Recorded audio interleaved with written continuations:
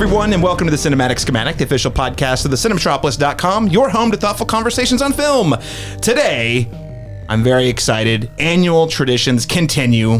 Laron Chapman back with me again for our annual episode where we talk about how the little golden men are being held hostage this year. It's by Team Coco, Conan O'Brien. That's right, ladies and gentlemen. We are back talking about the 97th Academy Awards.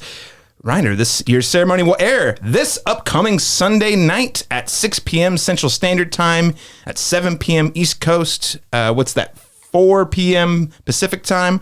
For the first time, I'm so happy to say, yes, a decade too late, live on Hulu at the same time, if you're a cord cutter like myself. Why did it take this long? I don't know, seriously. We're going to start by breaking the ice, just by sharing our overall thoughts on this year's nominees. We'll then move on to the main feature for this week's special episode, which we're really just going to go through most of the categories with our predictions. We're going to name what films we think should win, as in our personal picks, but also the movies that we actually think will win if we're hedging our bets. And maybe that can help you shape or guide you or make you think whenever you're filling out this year's Oscar ballot.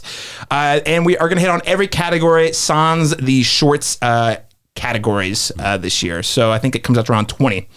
Joining me today, as always, I think this is like the 7th or 8th time, Laron Chapman. Welcome back, co-host. Yeah. Thanks for having me. This is my favorite thing to talk about all year. I feel like it's the culmination of everything we do all year. It's just kind of look at our leaderboards, our scoreboards, and see like how we're going to fare, on our version of Miss America, or I guess for you guys, the Super Bowl, or the best picture winner. I don't know what else is there. What's the World Cup? The World Cup for movies. Yeah, of all the things. Well, Laron, again, I appreciate you coming back as co-host this time to share thoughts on the Oscars. And listeners, I just have to say there are a few people in my life I know who are more equipped to make Oscar predictions than Laron Chapman. So very short list. So always a pleasure to have you. Also, very excited to welcome back a very special guest from the Entertainment Answer, the Mungle Show podcast. Also a Critics' Choice Association member, Matt Mungle. Matt, welcome back. Hey, it's a pleasure. I appreciate this. Like you alluded to, this is our Super Bowl, and I just love talking about Oscar predictions every year.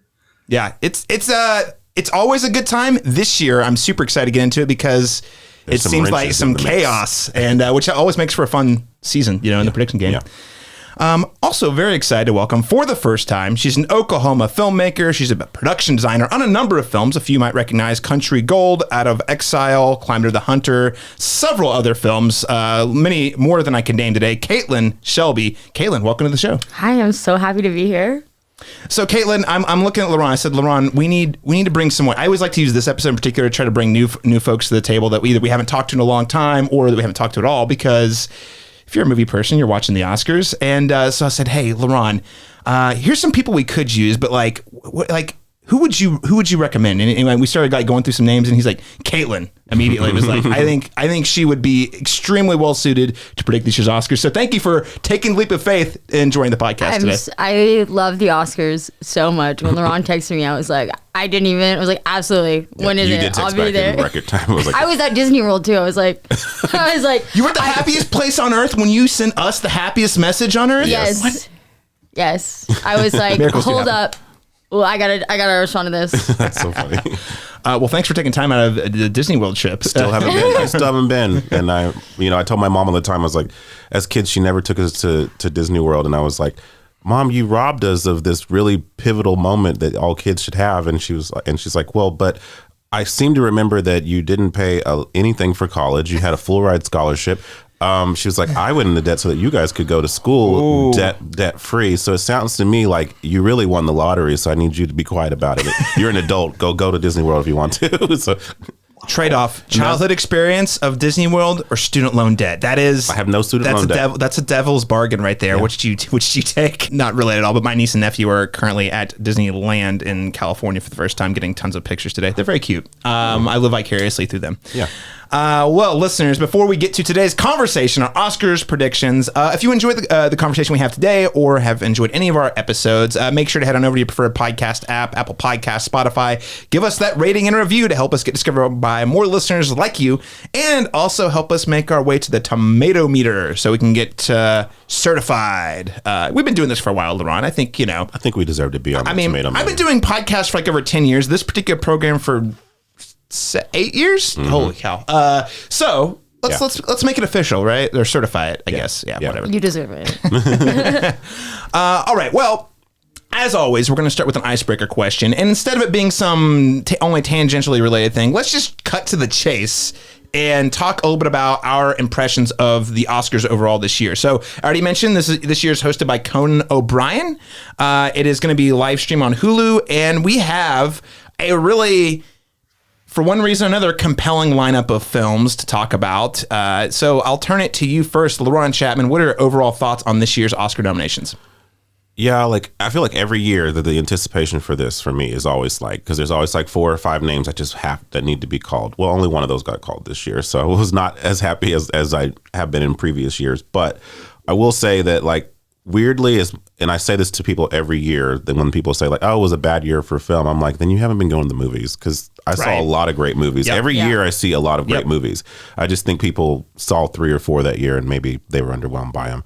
But I think that this year in particular, I think there were more interesting things happening off, in the controversy surrounding the Oscars this year has been a lot more interesting than previous years. And Agree. This feels kind of like one of those years where there's just no definitive just beloved this is the movie that's winning everything, which is great. That's what what we want from the Oscars, right? I feel like last year was fun. I loved Oppenheimer, but we were also happy that it was also a Christopher Nolan year, which people had been rooting for him for over a decade at least.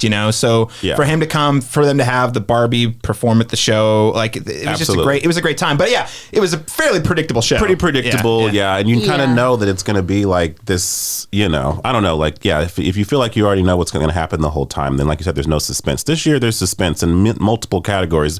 Some of them things happening off site, and then some things just because it's hard to know where everyone lies with all these movies. But it feels to me like the movie, they could make a sequel to Conclave about this year's Oscars. Instead of the Cardinals. So well. I know. There's that. It really adds. I really feel like the Pope not doing Somebody well. made a comment about the Conclave.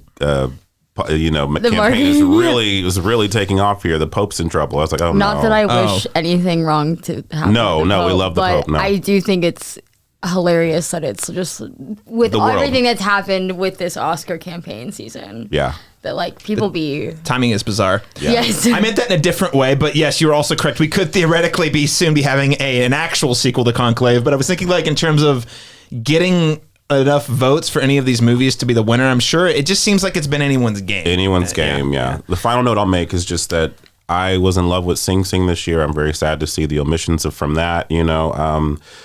I love Nickel Boys this year. I was sad to see some omissions there, some pretty big ones there. No Angelina Jolie. I'm sorry. I love the Pablo Larraín Tortured Woman trilogy, and I was just sad to see. That's basically what it is. It is, yeah. The Tortured Opera Poets Department. So those are a couple of things that for me that were a little bit disappointments, but otherwise, there's a lot of movies on display. Oh, and Challengers. We got to talk. Yeah, I was going to say that. I was going to say that's my biggest. Challengers. The total shutout. Yeah, everything from Joshua O'Connor to the score. Not even a nomination. Yeah. Breaks my heart. Ever since Challengers came out, I listened. I literally will be I gotta go and I gotta put the score on. I love the score. I love Trent Reznor and Atticus Ross. I think they're awesome. I thought it was absolutely insane that it was not nominated. Yeah. Wow. It's a bop. It's a bop. I'm even if you didn't like the movie, the score though, it slaps. Right. It slaps. Yeah. Absolutely. Matt, what are your overall thoughts on this year's Oscar nominations? I can almost copy and paste that entire bit of information into what I think. I think there's some certain snubs that we will get into, I'm sure, when we break out each category. Overall, I think this is probably the most up in the air. I thought it was a lock until my Critics' Choice Association colleagues gave a Nora Best film. And I'm like, well, holy cow, anything's going to happen. So I don't know. I don't know what's going to happen. I do think, and we alluded to it being like the Super Bowl. We have a lot of people were bored because it's the same people in the Super Bowl again the last 2 or 3 years. I feel like that now with the Oscars. I think this could be an exciting year where anything could happen. Anybody could win. And yeah, there are some very blatant snubs, but it is the Oscars. They're always going to do what they want to do. So I'm excited to break these categories down because I think we're all going to be sort of maybe on the same page with how this all lands. Yeah, I'm thinking so. Well, actually, Kaitlyn, anything you want to add to that, like in terms of overall thoughts? No, just that I'm really excited this year because I think there's not a lock. And I think that makes it way more fun. Yeah. I should note we are recording this the Sunday morning of so tonight, February 23rd, is the SAG Awards, which is a major voting block. So, if we record this even tomorrow, our opinions might be change. Slightly different. But I mean, it's been this. It's to say though, like the Directors Guild has gone a certain way, the Producers Guild has gone a certain way, the Writers Guild has gone another way. It's just usually you start to see the narrative take shape as these awards roll out, and you're like, okay, we can kind of make a pretty apt prediction, but it's like they keep taking left turns. You're like, wait, left turns. You're like, what? Yeah, was I wrong the whole time? Well, for initially, it was crazy because very early before there was any awards, but like earlier in the year, Anora comes out and it was a lock. Oh, this is going to be it. And then around Golden Globes time, like it didn't get like, the Brutalist is everyone's favorite. Yeah, it just got the narrative at least. And Laron, you and I talked about this. I actually hate the Golden Globes. I hate that they're a thing, and I was like, they don't actually make a difference. But I walked away from this year thinking, oh snap, Anora might not be the thing we thought it was, right? And then I start hedging my bets on maybe it's going to be actually the Brutalist has got more momentum, or maybe some of these other films have a better shot than I expected. However, now that these awards are coming out, Anora is back at the front of the pack in a very competitive race. So anyone's game. We've called out challengers. There are going to be some specific category snubs we'll mention at that time. But also, to put an end to my Caleb is angry at the world for Furiosa flopping year. Yeah. Total shutout for Furiosa. Not surprising. Again, this movie just was sort of dead on arrival when it hit theaters, even though it was critically well received. People just didn't see it. And also Warner Brothers, if they're going to put their awards budget behind Dune or Furiosa, well, Dune was a way bigger hit, so they're throwing their weight behind that. But I just have to say, Mad Max Fury Road, when it came out, was nominated for something like 8 or 9 awards, and it cleaned up a lot of the below the line awards. So for Furiosa, in my opinion, to be at least as compelling in terms of like the craft, to just go completely acknowledge is a disappointment. So and then the other big one was challenges for me. Conan, are we good? Are we on board with Team Conan? I'm a huge Conan fan. I'm fine with it. Same. I am. I don't know if I'm like, it's interesting. It's not Jimmy Kimmel, and I love Jimmy Kimmel, but it's like we've had that, so this is a nice shakeup, and he'll add a different kind of comic energy to the site, so I think that's something to look forward to too, because he's a little more unhinged. Oh yeah. It's gonna be chaos, but I think that's kind of what they need, and I actually, hosting is a thankless job, frankly, and I know a lot of people have come down on Kimmel for one way or another. I think he's been very consistent, and he has a very specific type of comedy he's bringing, and I actually appreciate that comedy, and it works, and it works well. Because it's basically making fun of the Academy. Conan's gonna be chaos. Like pranks. I don't even know where to go. I just know it's gonna be unpredictable. He might just come out and just wearing only socks. You never know. Honestly, you just don't know. You don't know with this guy. Yeah, for sure. Well, that's our overall thoughts on this year's nominees as a whole. Before we actually get into the specific categories, though, I do want to put our biases on the table in terms of the films that we, as individuals, like the most. So before we get to any of the categories, how about we rank from number 10 to number 1 our picks, and we'll just go down the line. So, Matt, what is your number 10, and go all the way down the list number 1 in terms of your favorites? I put The Brutalist at number 12. Just because not your anyway. It's tough. It's easier for me because I have 3 top films, being Conclave, Wicked, and The Substance, and then I feel like everything else kind of could interchange. It's like I don't have like, oh, I can't say that Anora is better than I'm Still Here, or, definitely Nickel Boys needs to be up higher. But for some reason, it's not necessarily better than A Complete Unknown. So this year's, like we talked about, there is no front runner. And so it was hard for me. I just know that The Brutalist is last. Wow. That's the only thing I'm 100% sure of. That is a hot take. I won't reveal. I'll just say that it was Laron's number 2 movie of last year, my number 3. I'm on the other tipping scale. But that's okay, though. I also super get it not being everyone's cup of tea. 3.5 hours long. It's kind of some pretty nihilist movie. It's not for everybody. Yeah. Then Kaitlyn, how would you rank them accordingly? Start 10 to 1 if you were able. Okay, I wrote it down so I would remember. Okay, I haven't seen I'm Still Here yet. I'm missing that one. Hopefully try to see it this week. Amelia Perez is my last spot. Mm-hmm. A Complete Unknown, Nickel Boys, Wicked, Dune 2, Conclave, Anora, The Substance, The Brutalist. I'm sorry, I really like The Brutalist. Wow, number 1, all the way up there. Oh, okay, all right. So I love though, like Brady Corbet. Mm-hmm. I'm here for him. I love him. I want him to have a career. So sure, yeah. Sean Baker has had a career, and I love him, and I want him to keep making movies. But Anora just felt like something I've seen before from Sean Baker. Okay. All right. I mean, there's definitely a lot of elements I feel like it brought together a lot of things he's already done in a way that was pretty compelling. Yeah. Yes. All right. Well, that's great. So in terms of diversity, we have Brutalist at number 12, and there's only 10 nominations, and Brutalist number 1. Laron Chapman, what is your ranking? Number 10, I have Amelia Perez. I will say I do not hate this movie as much as the world and the internet does, but I agree. I think it's fine. I think it's ambitious. I think it has a lot of interesting elements to it. I don't ultimately think it works altogether, but I do think there are individual pieces of that are compelling and well made. But I really enjoyed the first 30 minutes. Right. Yeah, I was really into it. There are a lot of pieces that work, but I do understand all of the criticisms around it, both about the film itself and about the people involved with it. But number 10, number 9, A Complete Unknown, number 8, Conclave, number 7, I'm Still Here, number 6, Wicked, number 5, Dune Part 2, number 4, The Substance, number 3, Anora, number 2, The Brutalist, and then my number 1 pick in real life is Nickel Boys, so that was my number 1 movie. All right, no, great picks. Excellent lineup, a little bit of diversity there, and I love to see Nickel Boys ranking high on some list. I have a confession: I also haven't seen I'm Still Here. It was very hard for me to access whenever I had the time, and have since moved on to other things. So I need to go back and finish it hopefully this week before the big show. So I'm also at a loss for my number 10. So I'm Still Here. Not in the running for Caleb's list. So that means my number 9 is Amelia Perez.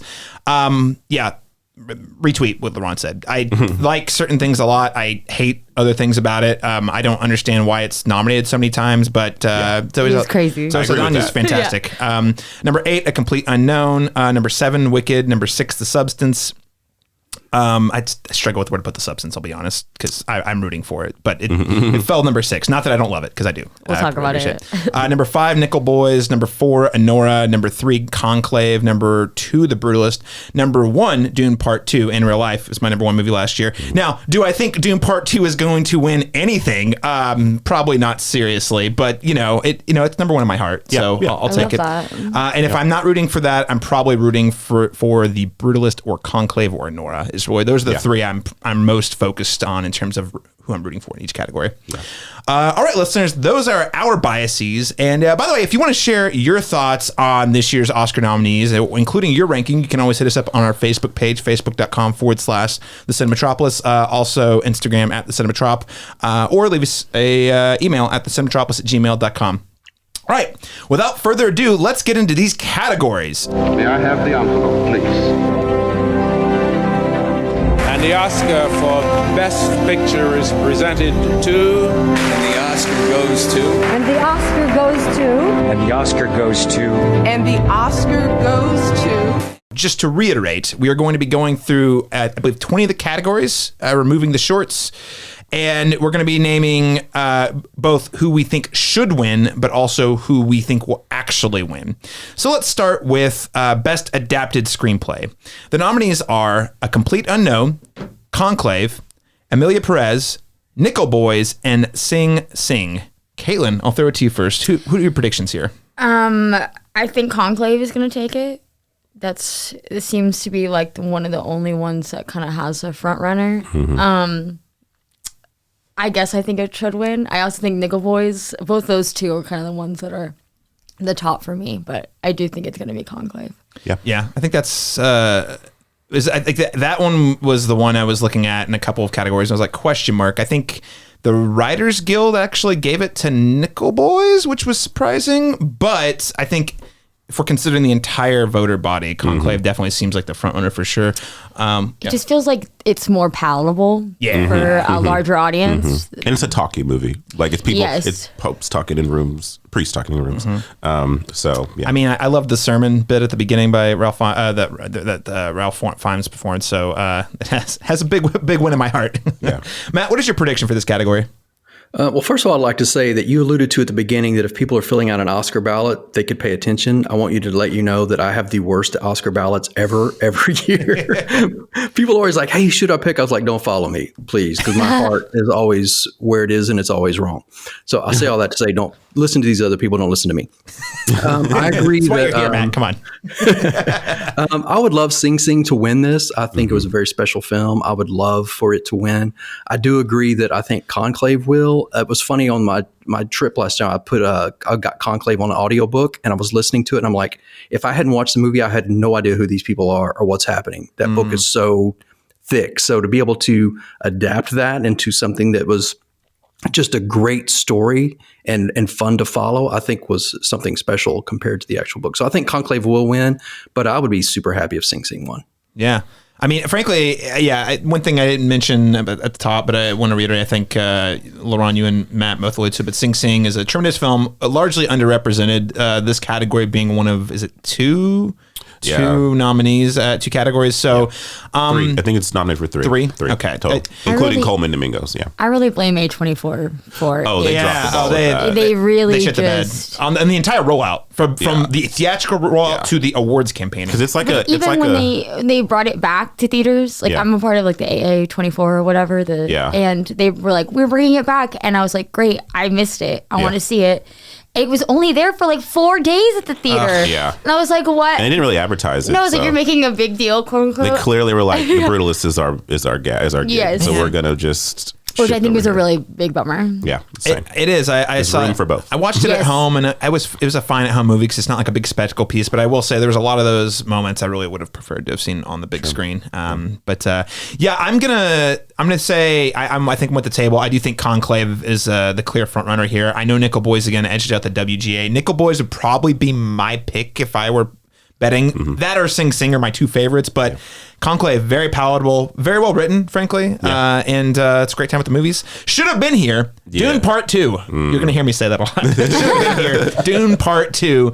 And I'm not to beat a dead horse if you've listened to our past episodes, but what I will say is there is a third one coming, and a lot of people are like, well, they're gonna Return to the King this thing. It'll be the trilogy ender, and they'll give it all the awards then. I'm like, it's a different movie. I don't agree with that. I haven't read the novel in a long time, but I've now read enough about the novel that I'm like, I don't think this is going to be a crowd pleaser. Dune Messiah is going to be crazy. It's going to be crazy, especially just what he decides to do with it. Yes. I think, for me, it was Nickel Boys. Is my should win here, just because I think it's such an innovative way to adapt something like that. It is like, I've now since read the book. The book is really incredible. It's a Pulitzer Prize winning book. And the way they've decided to tell this story cinematically is very, very unique. So for innovation, I would say that one. But I'm fine with Conclave winning. It's a fine movie. I enjoy it. I enjoy it quite a bit. And it seems, like you said, the most palatable, Oscar kind of friendly screenplay to win, and I'm not mad at it. It's not a Green Book. It's actually a good movie. It's actually a good movie with good message, even if it's kind of conventional and familiar. Listen, I have two supervillains at the Oscars this year. Their names are Amelia Perez and A Complete Unknown. And in fact, I'm trying to, as you can see, I'm trying to jinx Amelia Perez by wearing a shirt during this episode. I really do not want that movie to win I don't say it's nothing, just not very much. And I'm with Matt. I also feel like Sing Sing would be, I would be happy with that if that happened, because it doesn't really stand to win much this season, if anything at all. So that would be a nice surprise. Yeah. I think that's so if you're guessing, we're all saying collectively saying Conclave is where you should hedge your bets. Otherwise, if you haven't seen Nickel Boys or Sing Sing, check those out. Yeah. And if you haven't watched Dune Part 2, or you wish it was here, you need to call your duly elected representative in Hollywood. I think the whole Dune Part 2, like, just the exclusion of it so much is really fascinating, speaking of Lord of the Rings, because I do feel like the Academy used this like, oh, well, you've used things before and it's not super... That's bullshit. I'm sorry. Like, and Denny has been like banging it out. Oh yeah. Don't worry. I've got a whole rant about Denny movie, so we'll get to it. No, but so that is best adapted screenplay. Let's move on to best original screenplay, and the nominees are Anora, The Brutalist, A Real Pain, September 5th, or The Substance. Man, what a stacked category, I have to say, in terms of best original screenplay. And Laron Chapman, I'll throw it to you first on this one.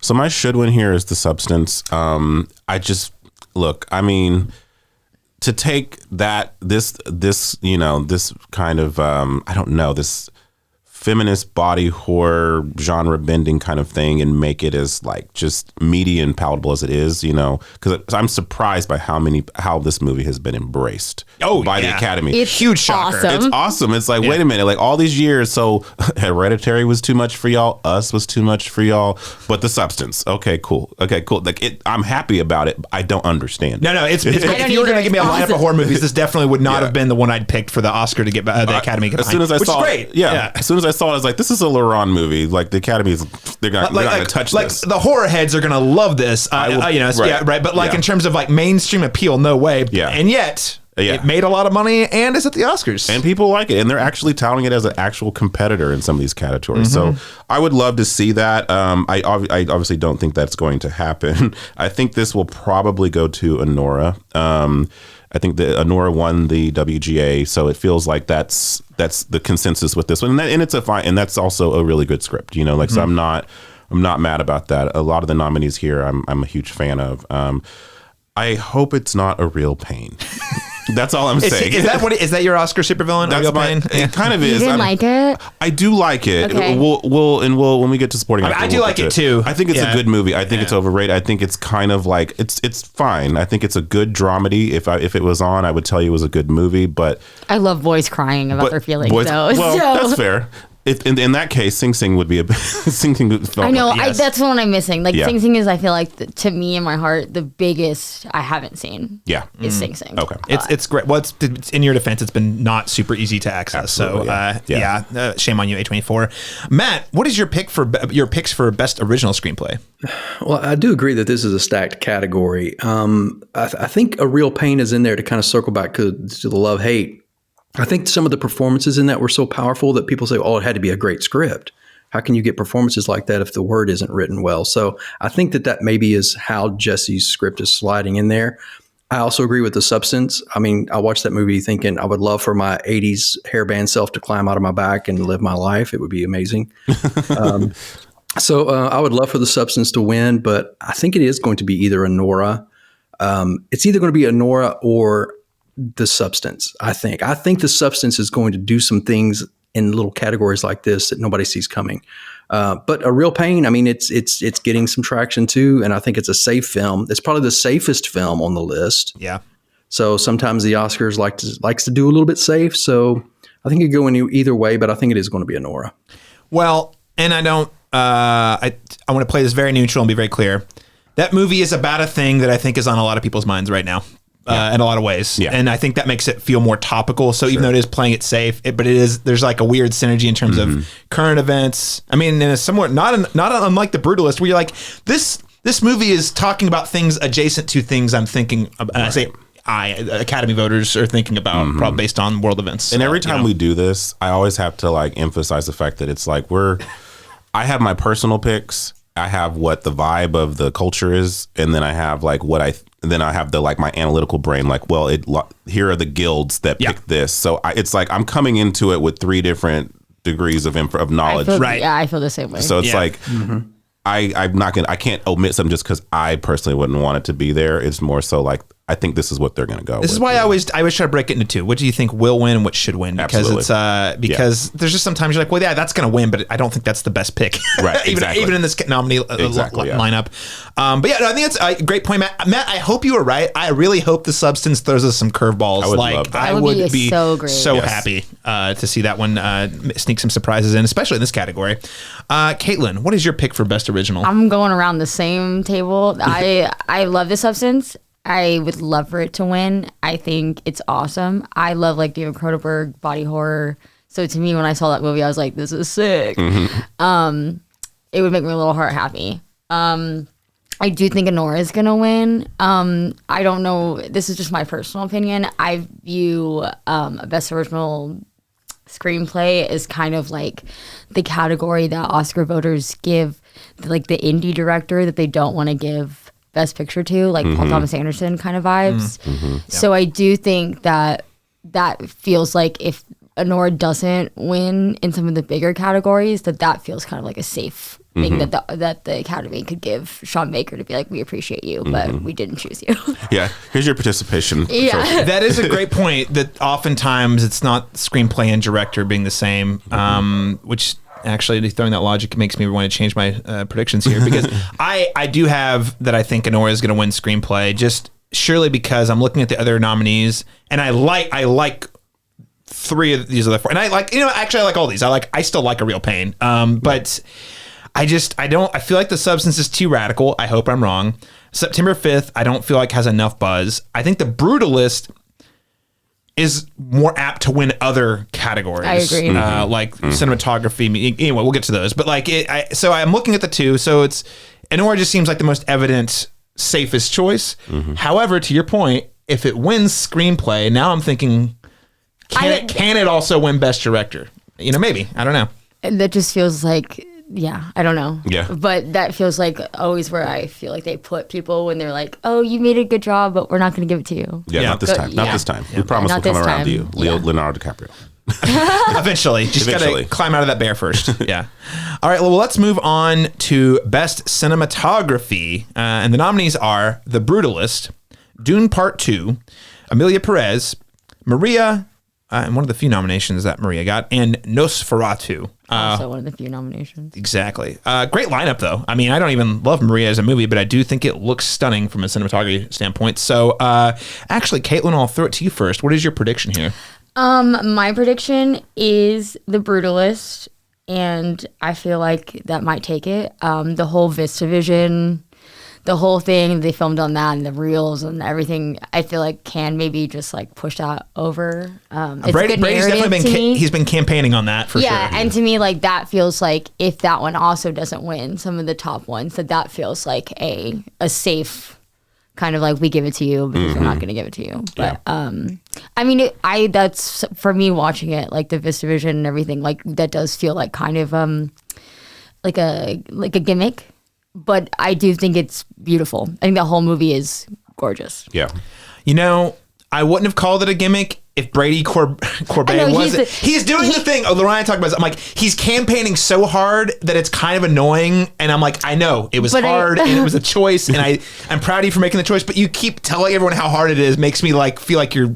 Yeah, you're flexing a little bit. I say gimmick. I have love for him, as I've said before. I love Mysterious Skin. It's like yes, and I love Child of a Leader. Well, I can't say I love it, but I respect it and Vox Lux. Yeah. But it does feel like whenever I see a movie that really wants to tell me that it was shot on film.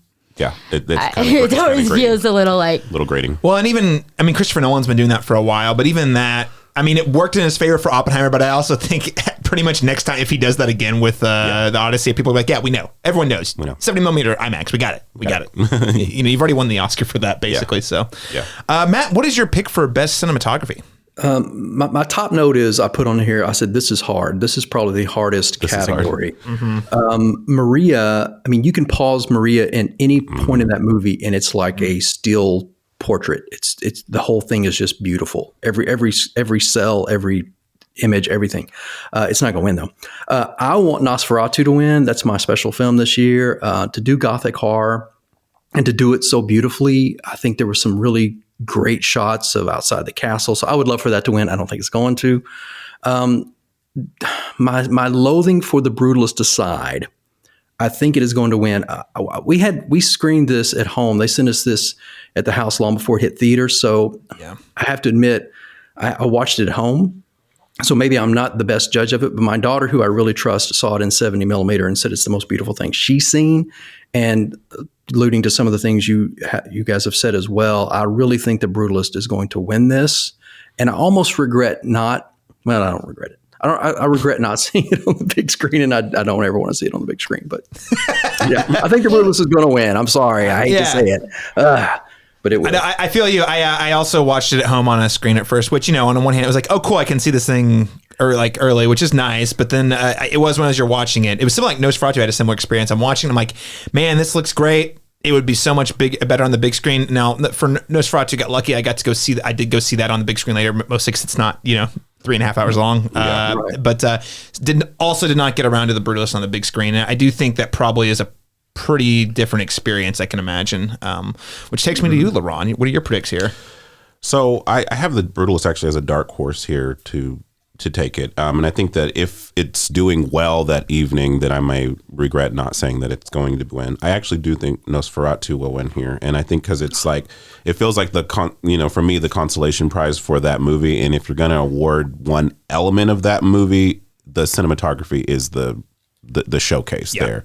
I feel like I've seen it a couple more times. I still really like it. I do think some of the more storytelling elements of it are very kind of conventional and on the nose, but it's so damn pretty to look at. Have you read Dracula, Laron? Well, this is fair. This is fair. It's kind of like that by design, I think. This is fair. But I do think that what resonates to me, no matter what, as I'm watching, is so gorgeous to look at. So I think if there's one place this could eke out, a win, it would be here for cinematography. Man, I have to say, I'm really glad you guys said Nosferatu, because I don't think it's going to win. I think it's going to be The Brutalist for all the reasons that Kaitlyn mentioned, just the marketing of it. And there is still that love of like clinging's not the right word. Bringing back a film. Bringing back film is like kind of like the vinyl. It's a cool thing that not everyone does, and it's hard to do. And VistaVision, no one's doing that. Yeah. So I think that's got too much going for it narrative-wise. That said, on my want to win, it was a toss-up between Nosferatu or Dune Part 2. I will say Nosferatu's cinematography is absolutely stellar. And the stuff he's able to do with the camera in that movie, the way it was like floating, and easily top 2 cinematography of the year. Absolutely. And I only go for Dune Part 2 because that is the big spectacle piece. We did get all those big battles. And hey, as we've learned with mostly Marvel movies and everyone trying to mimic Marvel movies, framing action and battles in a way that you actually understand what's going on at all parts of the board is very hard to do. And cinematography being a key part of that. And I thought the movie did that pretty well for a lot of the spectacle we had in there. So kind of a toss up in terms of which I want. So if Nosferatu wins, I will be thrilled, but I'm putting my money on The Brutalist. Copy that. Can I ask, I'd love your opinion. Do you think Conclave should have been in there instead of Amelia Perez? Because there were some beautiful shots in Conclave when they're walking in with the umbrellas and the red and the use of all that color. Yes, no, 100%. I would have put a lot of movies over Amelia Perez in here. That one being in here is interesting to me. It's strange, yeah. Yeah. Okay. Conclave was, I would say, though, that Conclave, that if there's a category it's missing, it would have been cinematography, man. I think that's a good point. Speaking of things Amelia Perez might deserve, let's move on to Best Sound. And the nominees are A Complete Unknown, Dune Part 2, Amelia Perez, Wicked, and, curveball, The Wild Robot. Love to see The Wild Robot popping up. It was a very... but it was one of my favorite movies last year. Not top 10, but I loved that it existed. Yeah. So special. LeBron Chapman, what is your pick for Best Sound? I think this is where Dune will succeed. This is those sandworms, they make noises. This was I mean, there's so much sound. There's so much sound in this movie. I feel like I mean, I hate to call it consolation prize, but I mean, it also but that's what it also should win. I feel like in this category. So I mean, so for this is my should and probably will win in this category. If there is someone like peeking in, it's probably a Green Witch, and because it's a big production. I mean, I saw it in Dolby, and hearing her what did you call it, the cape flapping in the wind during Defying Grace. There's some good sound in that movie too, and it's a musical, so there's a lot of elements like that in it, and it's a popular movie, so I could see that taking the category, but I also am predicting and want to win Dune Part 2. Every Oscar voter gets on the ballot, and they're going and they're handing out these awards to not Dune, and they get to sound like, I did like Dune, right? Yeah, that was almost a year ago. Yeah, you know what? Sound. Yeah. Let's go with that. Now, Matt, I know that Wicked was one of your top films of last year. Do you think it stands a chance in the best sound category? It was, and I don't. I mean, it was good. I mean, I loved what they did with it. As a huge fan of the musical, I've seen it so many times. I loved what they did with it. So I'm always going to be a proponent for Wicked this year. But I do agree that Dune Part 2 should and will win. I mean, it's one thing to record audio from a musical perspective and have a little background, but to engulf you in sound in a world that you've never been in, I don't know. I think it was special. So yeah, I think Dune Part 2 should and would win this. All right.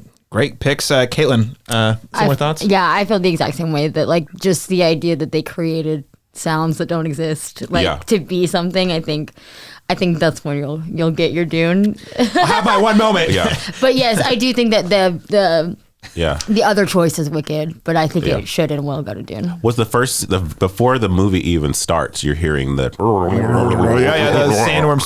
Come on. Well, and Dune Part 1, I think, swept basically all of those last year, or whenever it was 2 years ago. Yeah. So.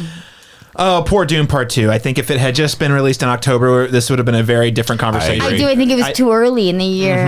Yeah. Same with Challengers. It's I guess we didn't talk about it at the top, but this is definitely the year where I know we all know recency bias is a thing, but there are some years, like every once in a while, like I remember like Grand Budapest Hotel, for example, a long time ago. That was like a February movie and then ended up being nominated for a ton of stuff. So occasionally you have it where it's like, it sticks in the memory. For some reason though, more than any other year, like the recency bias on display with the omission.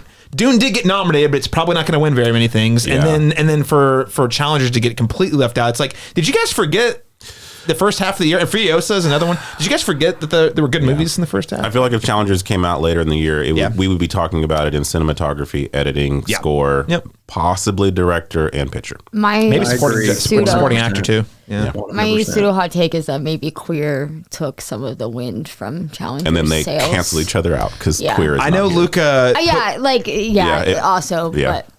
My understanding is Luca put his campaigning energies around Queer. And then Amazon put their money behind Nickel Boys, which is a great movie, by the way, not to take away from that, but they picked different horses this year. Yeah.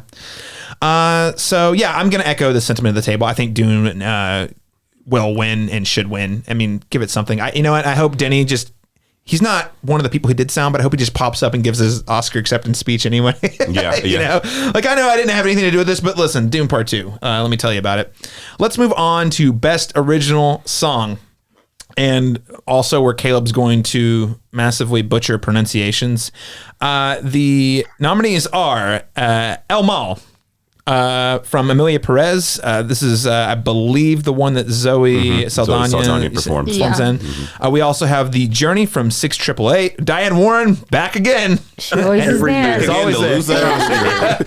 Like as many times as, like you have like, your John Williams has won one, she's lost one for a different category. It's strange. It's almost like, guys, if you're gonna nominate her, just give it to her, or just stop nominating her. I know she's there like every year. It's like no, we have to nominate her, but no one picks her. It's like I don't get the mentality there. If you love her so much, just give her an Oscar. And nobody campaigns harder than Diane Warren and her team. Hey, seriously though, I mean, come on, it's like phone rings, your email goes off. It's like you see her in your front yard. It's like, okay, I get it.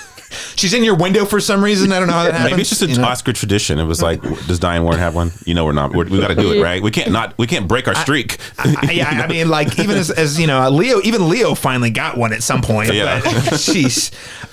So anyway, The Journey from 6888. We also have Like a Bird from Sing Sing. We have Mia Camino from Emilia Perez, and then Never Too Late from Elton John. Never Too Late. This is an interesting one. I'll throw it to you, Laron, first. Who do you think is going to take the gold on this one? Well, first of all, I'm upset that Better Man's not here. I'm also upset that the song from The Last Showgirl, the Miley Cyrus. Yes. That was the only one that was like a complete song to me. Where I listened to it, I was like, okay. But then for whatever reason, great. Yeah, but I guess for both of those, for whatever reason, technicalities were not eligible for it. Seems weird. This is going to El Mal. Like it just feels like Emilia Perez is going to sweep these categories like this. It's nominated twice here. It's won everywhere. I was going to say, has anything else beat that at any other? I think there's a nose hair chance that the Sing Sing song Like a Bird could sneak in here. And that would be my personal pick for this. I actually think it's a really good song. Yeah. I remember watching the movie in theaters, and when it plays during the credits, it is a very stirring, like emotionally sweeping song. So I would love to see that be a surprise here, because again, I don't think Sing Sing's is gonna be 0 for 3.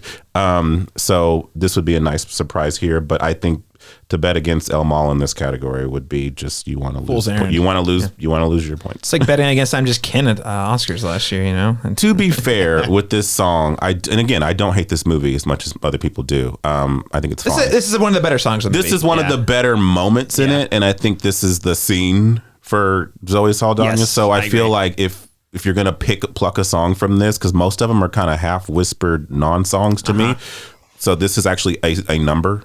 So it feels like this is the one you would pick from that movie if you were going to nominate. They did decide, I might have dreamed this. They did say they were not doing performances this year, right? Yeah. They did, which honestly, that makes me sad. I know. I'm like, that's one of my highlights. I like the live performances. I like it. I mean, especially after I'm Just Ken just crushed it last year. Yeah. I mean, yeah.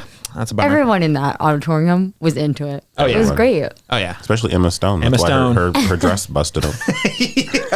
But that sounded... we'll just leave that there. Let that linger in the air. Google it. Or maybe not. I don't know. Matt, what is your pick for Best Original Song? Pivot from the awkwardness. Go. Well, first of all, I got to echo that the Last Showgirl song, Beautiful That Way, I don't know the legalities of it, but that not being in there is just horribly wrong to me from Miley Cyrus. Yeah. I don't know how it works with, if I hadn't seen Emilia Perez and just listened to the song, I'm trying to think if El Mal or Mi Camino would jump out. But El Mal, after seeing it, you can't unsee it. It was just beautiful use of a song and the choreography and everything in it. So it's wonderful. I do have both of them on vinyl. And I will say that Mi Camino, just in a listening experience, is a better song, but I don't think it's going to beat El Mal. But I do say the Oscars love Elton John. So you can't rule out the fact that there are hierarchy. There's just kings and queens of the Oscars and who they love. The same reason Diane Warren never wins. Elton John you can't ever count him out. Right. So he could win. But then Abraham Alexander for Like a Bird. Abraham lives in the town next to us over in Fort Worth. And so, I'd love to see kind of a local Texas guy, even though he's not from Texas, he's here now, win. So I think it's going to be El Mal, or the only upset could be Never Too Late or Like a Bird. Okay. Yeah, I think that's a good point. And this is, we're at the end of Elton John's career. It's one of those we probably won't have another chance to give him one. Yeah. So let's just do it now because we love Elton John. That is a great point. Hadn't considered it. Kaitlyn, what is your selection here?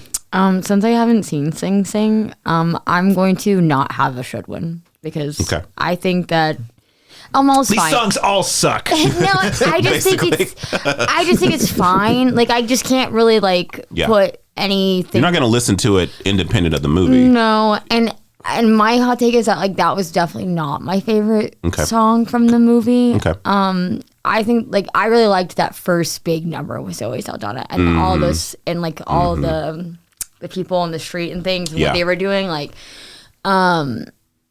It's fine. I guess it's fine. To me, I think they like the narrative that she's rapping and they wrote somebody who is French, Yeah. wrote a rap that then was translated to Spanish. Yeah.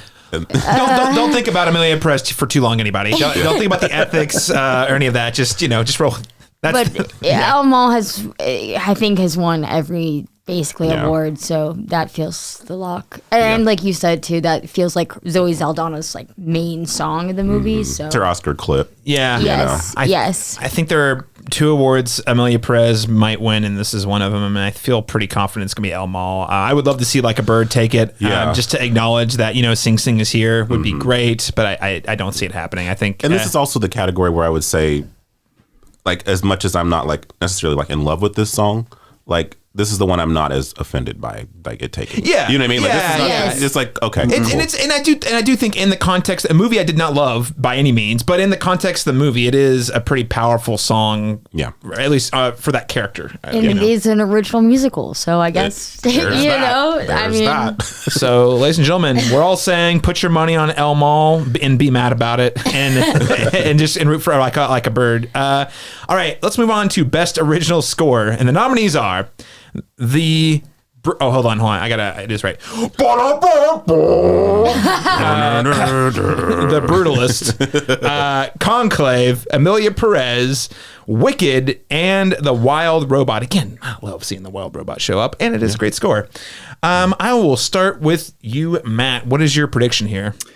There is something very powerful about Conclave. Just the use of I like when they use a minimalistic instrument to convey like some kind of tension, and what they do with that violin with the little stuff that they do is just brilliant. Of course, I'm going to love Wicked, but I really think Conclave should win this, and I think they will win this. I know The Brutalist is great, I know, but my money on. As he rolls his eyes, I mean, the score. I mean, they had to write a really long score.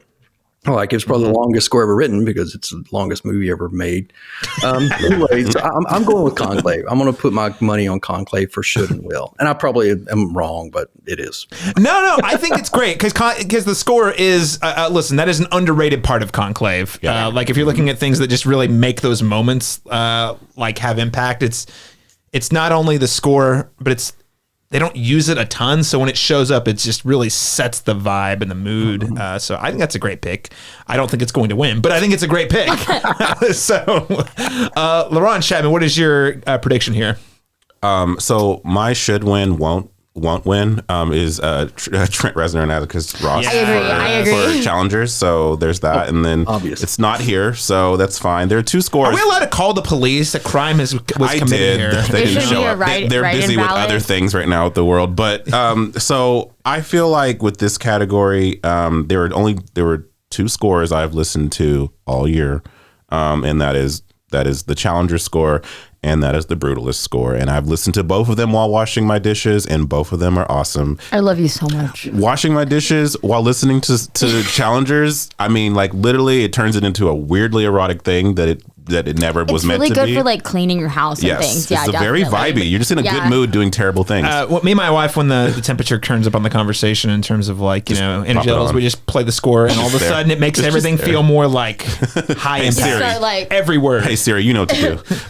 But I mean, of the nominated ones here, I do love The Brutalist. I do think it's a very cinematic, muscular score. It feels triumphant, so. It feels classic too. It feels classic too. And it is very strong. Even if you don't care for the movie, I think that is a very strong component of it. For me, that my should and will win in the category of the ones nominated, not including challengers, is The Brutalist. Yeah. No, I think that's totally fair. Brutalist seems like the front runner for sure. Kaitlyn, what are your predictions here? I would just say I feel exactly the same as Laron. My should would have been challengers. It's not nominated. So The Brutalist, though, I saw in IMAX, and I mean, maybe that does change, how you feel about it. But when that movie opens and that score is loud and surrounding you, like you get chills. Yeah. Like the imagery with the score is, I think, really strong and feels like exactly the type of movie that Oscar voters pick. You know what I mean? Yeah. Like I said, it just feels like one of those when you listen to it, you're like, this feels like an instant classic. Yeah, it feels like an epic. Right. And you feel like you've heard it. So it feels both familiar and completely original at the same time. Yeah. It serves like motifs and stuff like the type of stuff John Williams, traditional scores would do that maybe a lot of contemporary scores don't do as much. Yeah. I also think The Brutalist, of the nominees, The Brutalist will win, should win. That said, yes, justice for challengers. The real should win. Also, justice for Dune Part 2. Exactly. also justice for... And I know they're like, well, you used some of the score from the first one. Peter absolute bullshit. They did that with Lord of the Rings. They've done it with Star Wars. I mean, come on, guys. Yeah. I know... He literally created instruments and sounds for Dune. Yeah. I think it's a shame. I'll give it you. Yeah. No, you nailed it. I think at least to be nominated. And I know Hans Zimmer has been around forever, and like that's the thing. I think this is why it's super important that you get to pick and choose when you give these Goliaths of their category the awards, because you need them to matter. And I feel like both Dune Part 1 and Part 2 are like some of Hans Zimmer's finest work as an entire career. I agree. Don't give it to him for, just any movie. Give it to him for that one. And he's not even here now. So we'll see. He that is one of the awards I do think for Dune Part 3 or Dune Messiah, rather, even that I don't think that movie is going to be super well received. I think it's good. The score might be. Yeah. I'm excited about the movie. I'm so excited. Say in terms of the Academy being on board with it. All right, let's move on to Best Film Editing. And the nominees are Anora, The Brutalist, Conclave, Emilia Perez, and Wicked. Kaitlyn, who's going to take Best Editing? I think it's going to be Conclave. It's had a good last few awards. I know it did pretty well at BAFTA and all the other ones. And I think that makes sense. It's pretty clean. I love Conclave. I love Conclave. Yeah. It's great. And it just felt like that's a very complete start to finish, has a good tone the whole time. It just really felt like there was nothing that should or should not have been left out. You know what I mean? The editing was top notch for sure. Yeah. So to me, that movie feels pretty clean. Conclave. Could and would. I'm going to go with that. All right. Yeah. All right. So Kaitlyn's all in for Conclave on Best Film Editing. Laron, Chapman, what is your pick here? I'm so torn on this one because there's... again, Challengers is not here, which is really strange because it's like so strange. So, is this the best edit? Cool, but I feel like this is one of those categories where Anora could win. It's a very madcap, kind of, it's a movie that could have been boring if it was not propelled in the way that it is. Yeah. That movie really moves, even though they're going to multiple different places. But I could see Conclave winning here too. So I'm kind of torn on this one. I have currently right now that Anora will win this, but I do think that Conclave stands a chance. My personal pick in this category would be The Brutalist, though. Okay, so Laron, his personal pick is The Brutalist. His money is on Anora with a possible caveat of Conclave. Yes. Okay. All right. I think that's a very good and nuanced prediction. Matt, what is your prediction for Best Film Editing? I had trouble with this one because I'm not sure because I'm not an editor, but when I was watching Emilia Perez, I got to give films credit, even though they frustrate me. When I was watching the scenes where they would be at a table and it would fade out to two people singing and then fade back in, or filming and editing choreography in the midst of dialogue, I don't know if that's editing or not, but that seemed to me to be very tricky. Making it very seamless from one moment to the next. I think if there was no backlash with Emilia Perez, if the Netflix curse wasn't there, as it is every year, this one could find a place if that's editing. But I do agree that I think Anora is the front runner to edit a film that's a chase through a city and to cut to different things. I just thought they did really well. I would be excited if Conclave won, but I think my money is on Anora. And if anything's going to beat it, I think it is Conclave. Yeah, I'm with you on that. I think Anora's got the best chances. I also just think it fits really neatly in with the Sean Baker narrative. I mean, he's been a dude who's been doing work in the industry for a while. This is why I kind of have him on a sweep in terms of his nominations. He's been doing little indie hits for a very long time. He's a writer, director, and an editor, a triple threat, which we don't get very. It's very you get some. you get a lot of directors, a lot of writers, a lot of or editors, and then more regularly than the triple threat, you will get writer directors, but not super often do you get writer director editor. So my money, I don't know how much that's actually going to factor in. That narrative is going to factor into the voters' minds, but in my mind, I feel like there is a powerful narrative of like, all right, Sean Baker's been doing great work for a long time. We've loved his movies. We haven't often given his due. Let's celebrate him this go around. And he's doing all this work. Let's give it to a Nora. And I do think it's a well-edited movie as well. And comedies aren't normally it's not really, it's kind of it's a dark comedy. I don't know. Yeah. But it's kind of, I guess basically this isn't the genre that you would normally think editing would go to. Right. But I do think some, as we're kind of alluding to here, that it does feel like there's so many ways that this could have been static and uninteresting that he makes it move and feel rhythmic throughout that entire two-ish plus, runtime. So I like Nora, don't get me wrong, but my only big peeve with Nora is that middle chunk gets a little long. Okay. And that's my favorite part of the movie. No, but it's the best part. But there are scenes where I feel like Sean Baker is an actor's director, and there are some scenes that I felt like that he probably felt a little more connected to the material than I think that the material actually needed to be in the movie. Yeah. There's some things that's just what edges out Conclave for me. Yeah, totally. I also think Conclave is a possible contender here for real. I think it's more likely than The Brutalist. And I'll also throw out, just should have been here. I probably should have been saying this for other categories. Furiosa. I mean, crazy impressive action sequences edited to 72 perfection. days on the war rig. I know. And didn't even get an acknowledgement. It's crazy. It's wild. Yeah, for real. But that big rig, I mean, there's multiple sequences, but that big rig chase in particular just... That whole thing is an achievement in cinema in my mind. Just the way they pulled it off, the editing, the choreography, the sound mixing, the planning, months. I also probably should have mentioned they're Furiosa. still out in the desert, what the fuck? Yeah, The stuntmen are where's our acknowledgement? I also probably should have mentioned for cinematography, but this is definitely one where if I was thinking of Furiosa, I feel like should have at least been snuck it in here. It's it was pretty cool. Let's move on to Best Costume Design. The nominees are A Complete Unknown, Conclave, Gladiator 2, Nosferatu, and Wicked. LeBron Chapman, start us off. Who's going to win Best Costume Design? I feel like there's only 3 here that are even kind of stand a chance, but I feel like this is one of those. Gladiator 2, right? Yeah, definitely.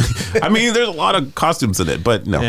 I think that Wicked's gonna kind of it's got 10 nominations, but it's probably only gonna win 2 to 3 of those, and it's gonna be in the tech categories. And this is one of those. Again, I'd say this and another category we haven't talked about yet is gonna be where there's just a lot of them. First of all, you know what I mean? There's obviously everything that Galinda's wearing.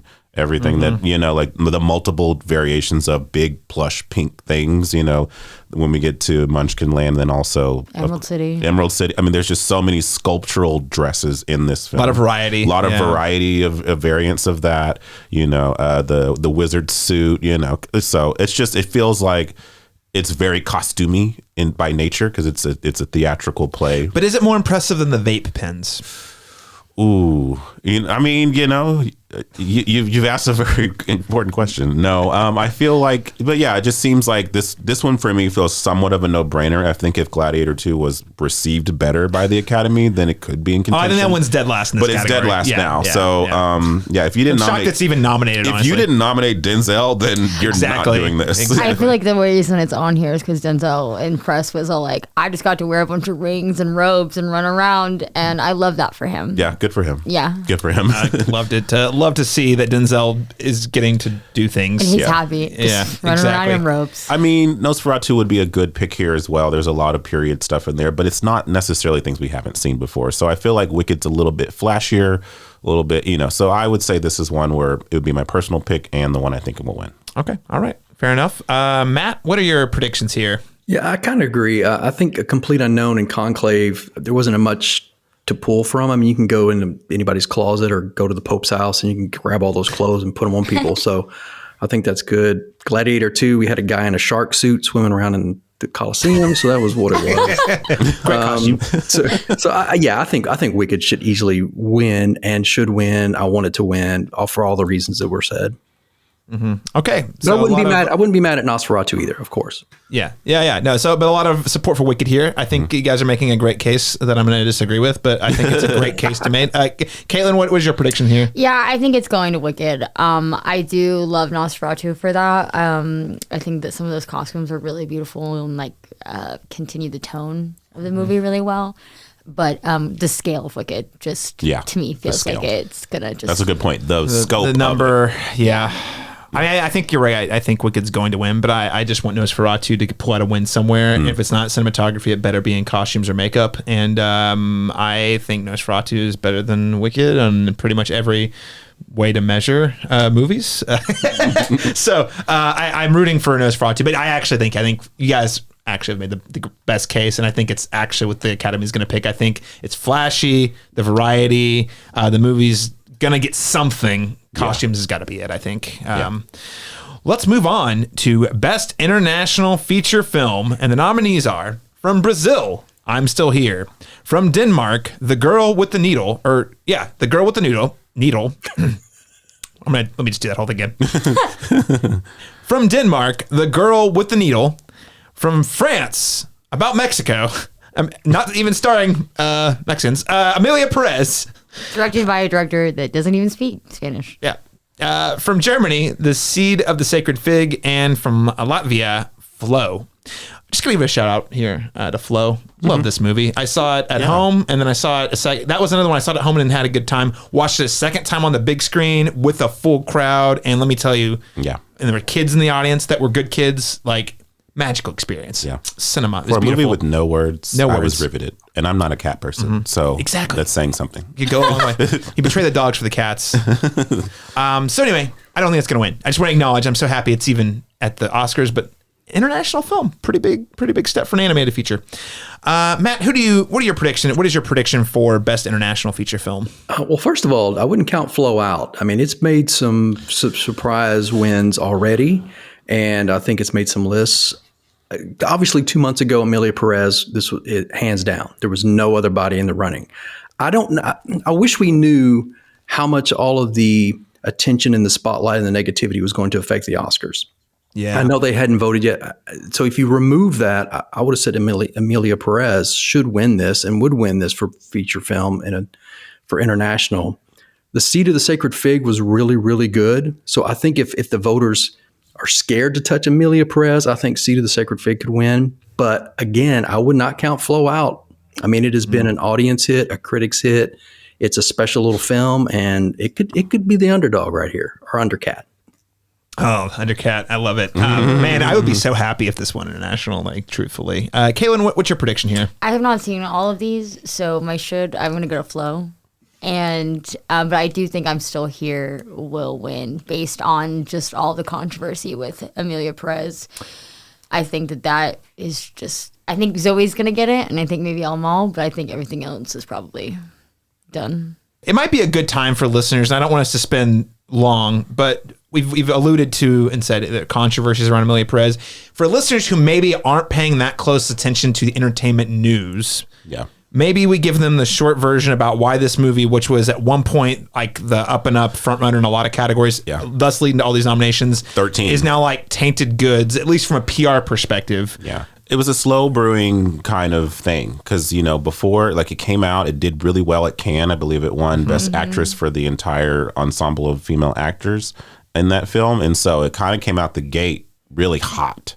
Weirdly, as people started to see it, the reception. Audiences didn't seem to take to audiences it that much. Were very mixed on this. Yeah, I don't know. I mean, Matt, I guess Matt, I haven't talked to you about it. I don't know, but I don't know. I've had a real conversation with a real person in my life who says, I love that movie. I even really liked it. They were like, it was interesting. Not crazy about it, but it was interesting. There's kind of this hesitation to be like, am I just not getting it? I'm not understanding because a lot of people, like I said, the reception was really vast. But simultaneously, then you got James Cameron out here saying it's the most impressive cinematic achievement he's seen in years.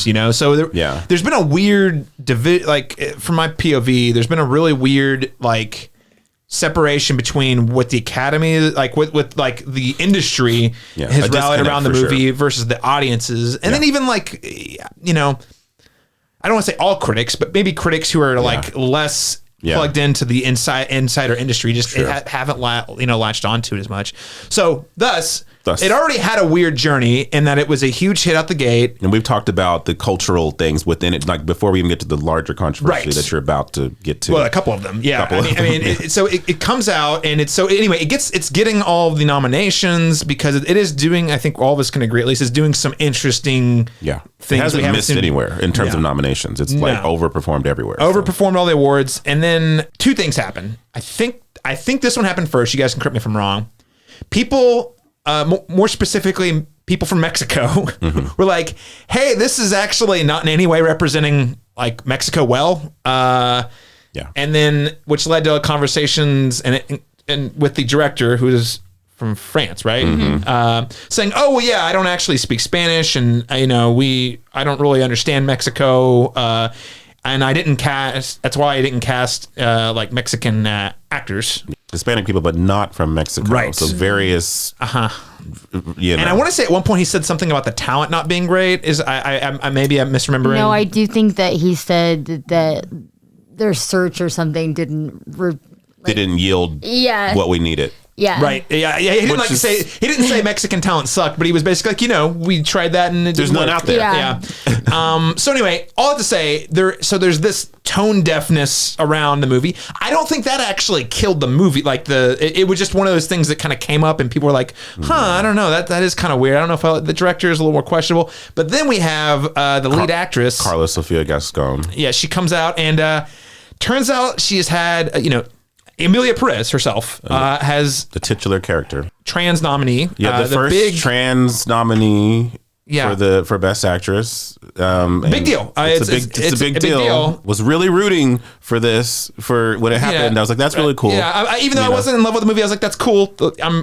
Nominations, sure.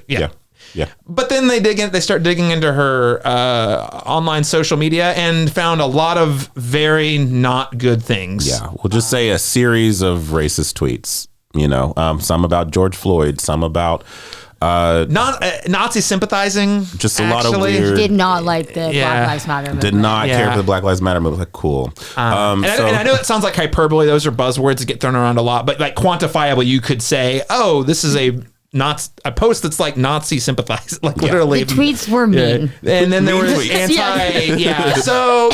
and not funny. They were not funny. I feel like there was even one that was like about Selena Gomez. It was literally about Selena Gomez being like a she's a crybaby or something. It's very unkind. Yeah. Not a nice person. I'm not here to like weigh in on the controversy. All I will say is these are definitely things that you don't want happening on your Oscar campaign. And I think the death knell was when the actress started taking interviews without Netflix in the loop.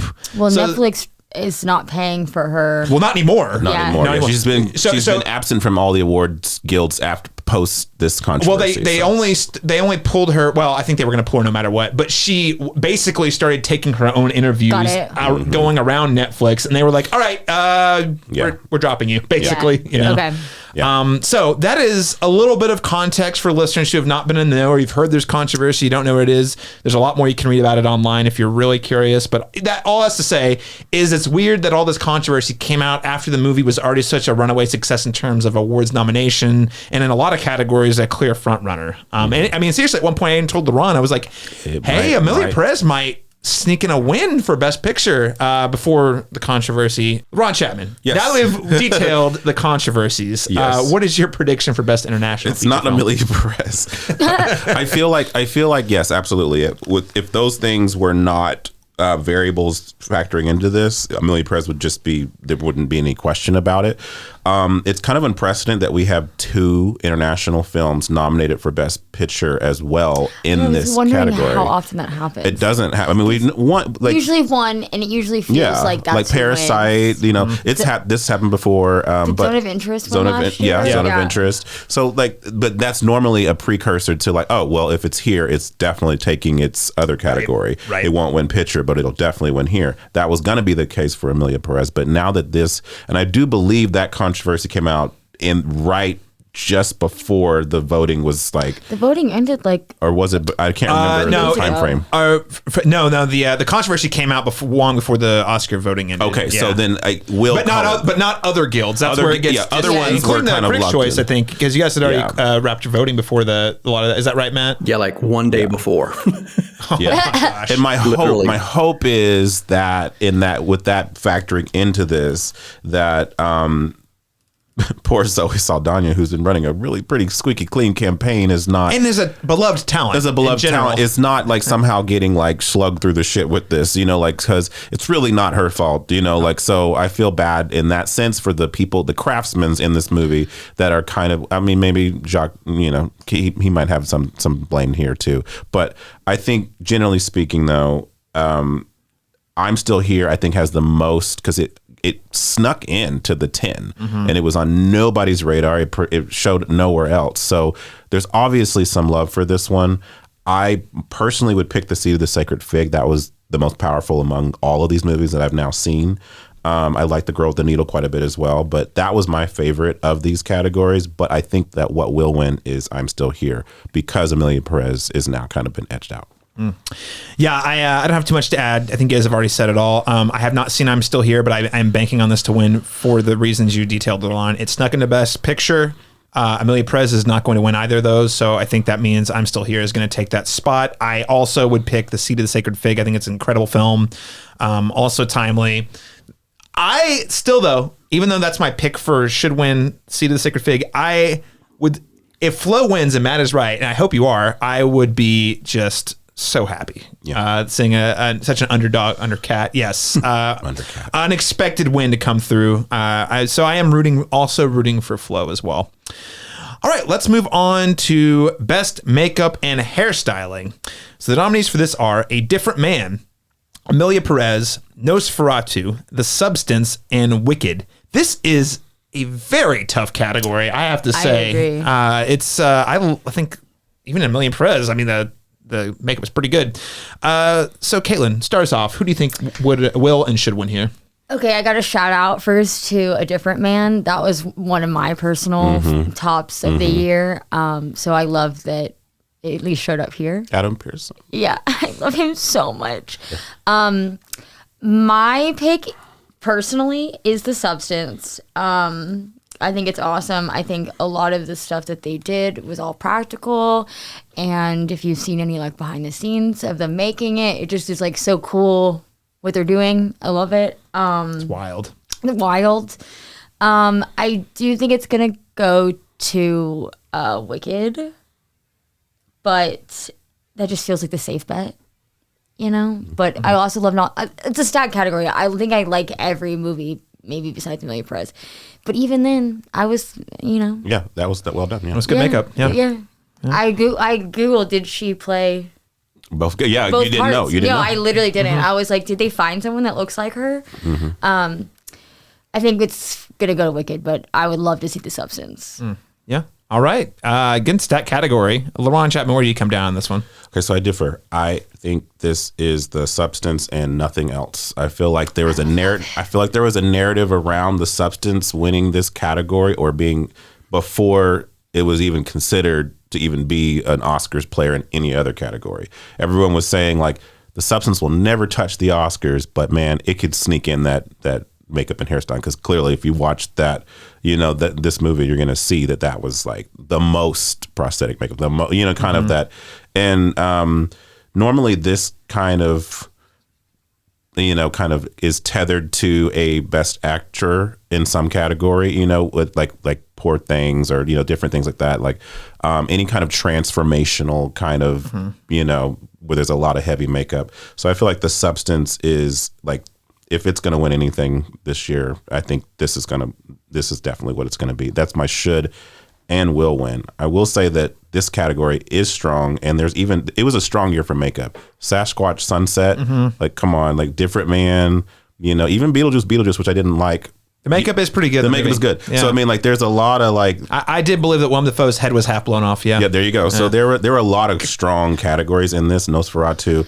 You know, like, but the substances. Where's Bill Skarsgård? I mean, he's like, where is he? Exactly. Yes. Not him. I guess a lot of people would ding this movie because there's a really strong mustache. And you are talking to someone who was definitely bothered by that mustache. Yeah. Oh wow. Oh man. So, sorry. Well, I just know I don't get it, but it's okay.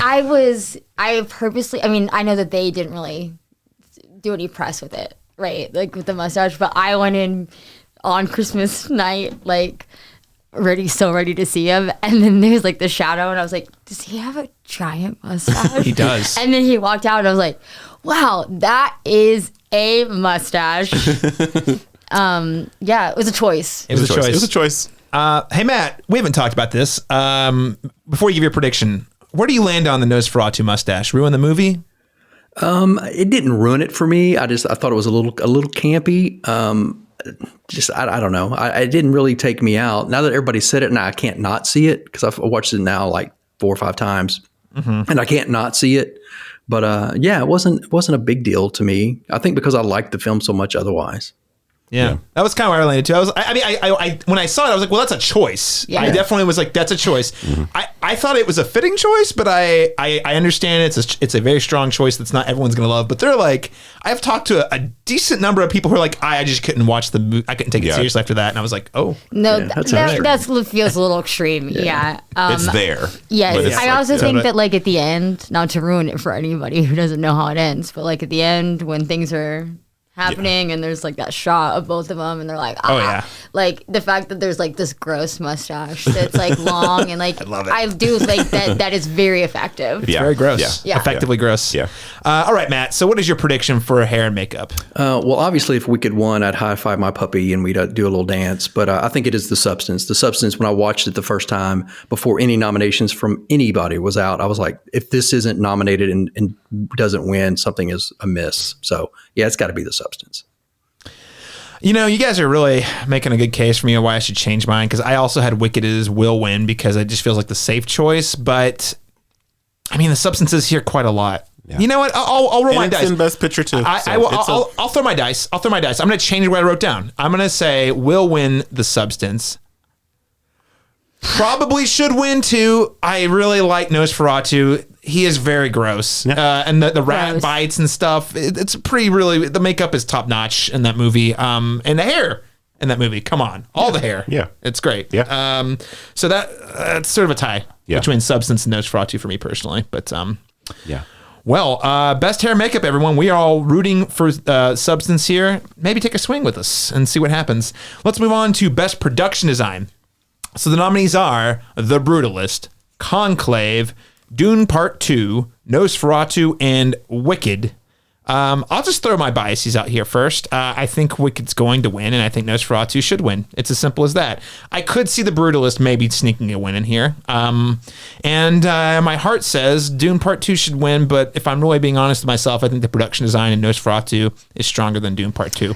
So will win Wicked because I'm playing it safe. Should win Nosferatu. I think all these nominees are great, though. Yeah. Laron, I'll throw it to you next. Should win for me is Dune Part 2. I do think that Wicked will win here, and I do think it's a worthy candidate of it. Obviously, I mean, it's been the narrative in the way that Barbie's house was the narrative for itself, like all year long. Like, look at how many tulips we've built. Look at this city. Look at these amazing sets that look like crap because of our lighting.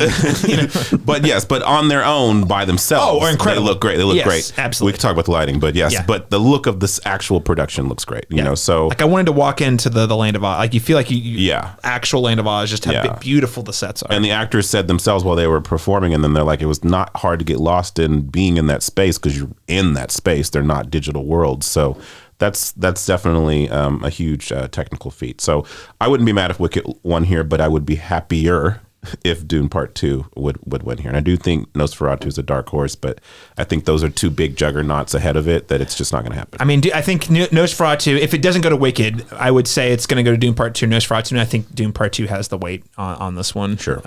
Yeah. I don't know, The Brutalist, though, $10 million budget. looks pretty good. It looks great. Yeah. I just think they're going to go with the flashier choice here. Yeah, you're probably right. Matt, what's your prediction here? I probably won't break the mold much on this. I think Wicked is the front runner. I would love Nosferatu to win. I would be so happy for that because there were some really beautiful things there. I think you're right, though. I hadn't thought about it, but I think Dune would have more weight overall from beginning to end. But I do think it's Wicked. I think Wicked's going to take it, deservedly or not. As much as I love Wicked, I just think it's the one they're going to pick. Mm-hmm. It just seems like the obvious choice. Yeah. Like if you're looking again because of the flashiness, because the story behind it. Yeah. And you never know with the Oscars though, man. They are always you never know if they're going to be smart or if they're just going to be safe. Right. Yeah. Right. That's true. Because that's the thing. It used to be you could play it so safe. It was like almost guaranteed win. But then you get a Parasite year where it's like, wow, the thing I was rooting for actually happened. I can't believe it. Yeah, you get whiplash from like, okay. And then you get Green Book. So it's like, oh yeah. So you just never know. We had Everything Everywhere at Once is that year. Which was amazing. But was it the year before? Year before, year after we had, it went to the Coda, which it was like, yeah. Yeah. Kaitlyn, what is your pick for production design? Production design is obviously close to my heart. So I really just want to shout out, I think all of these, this is a really good category too.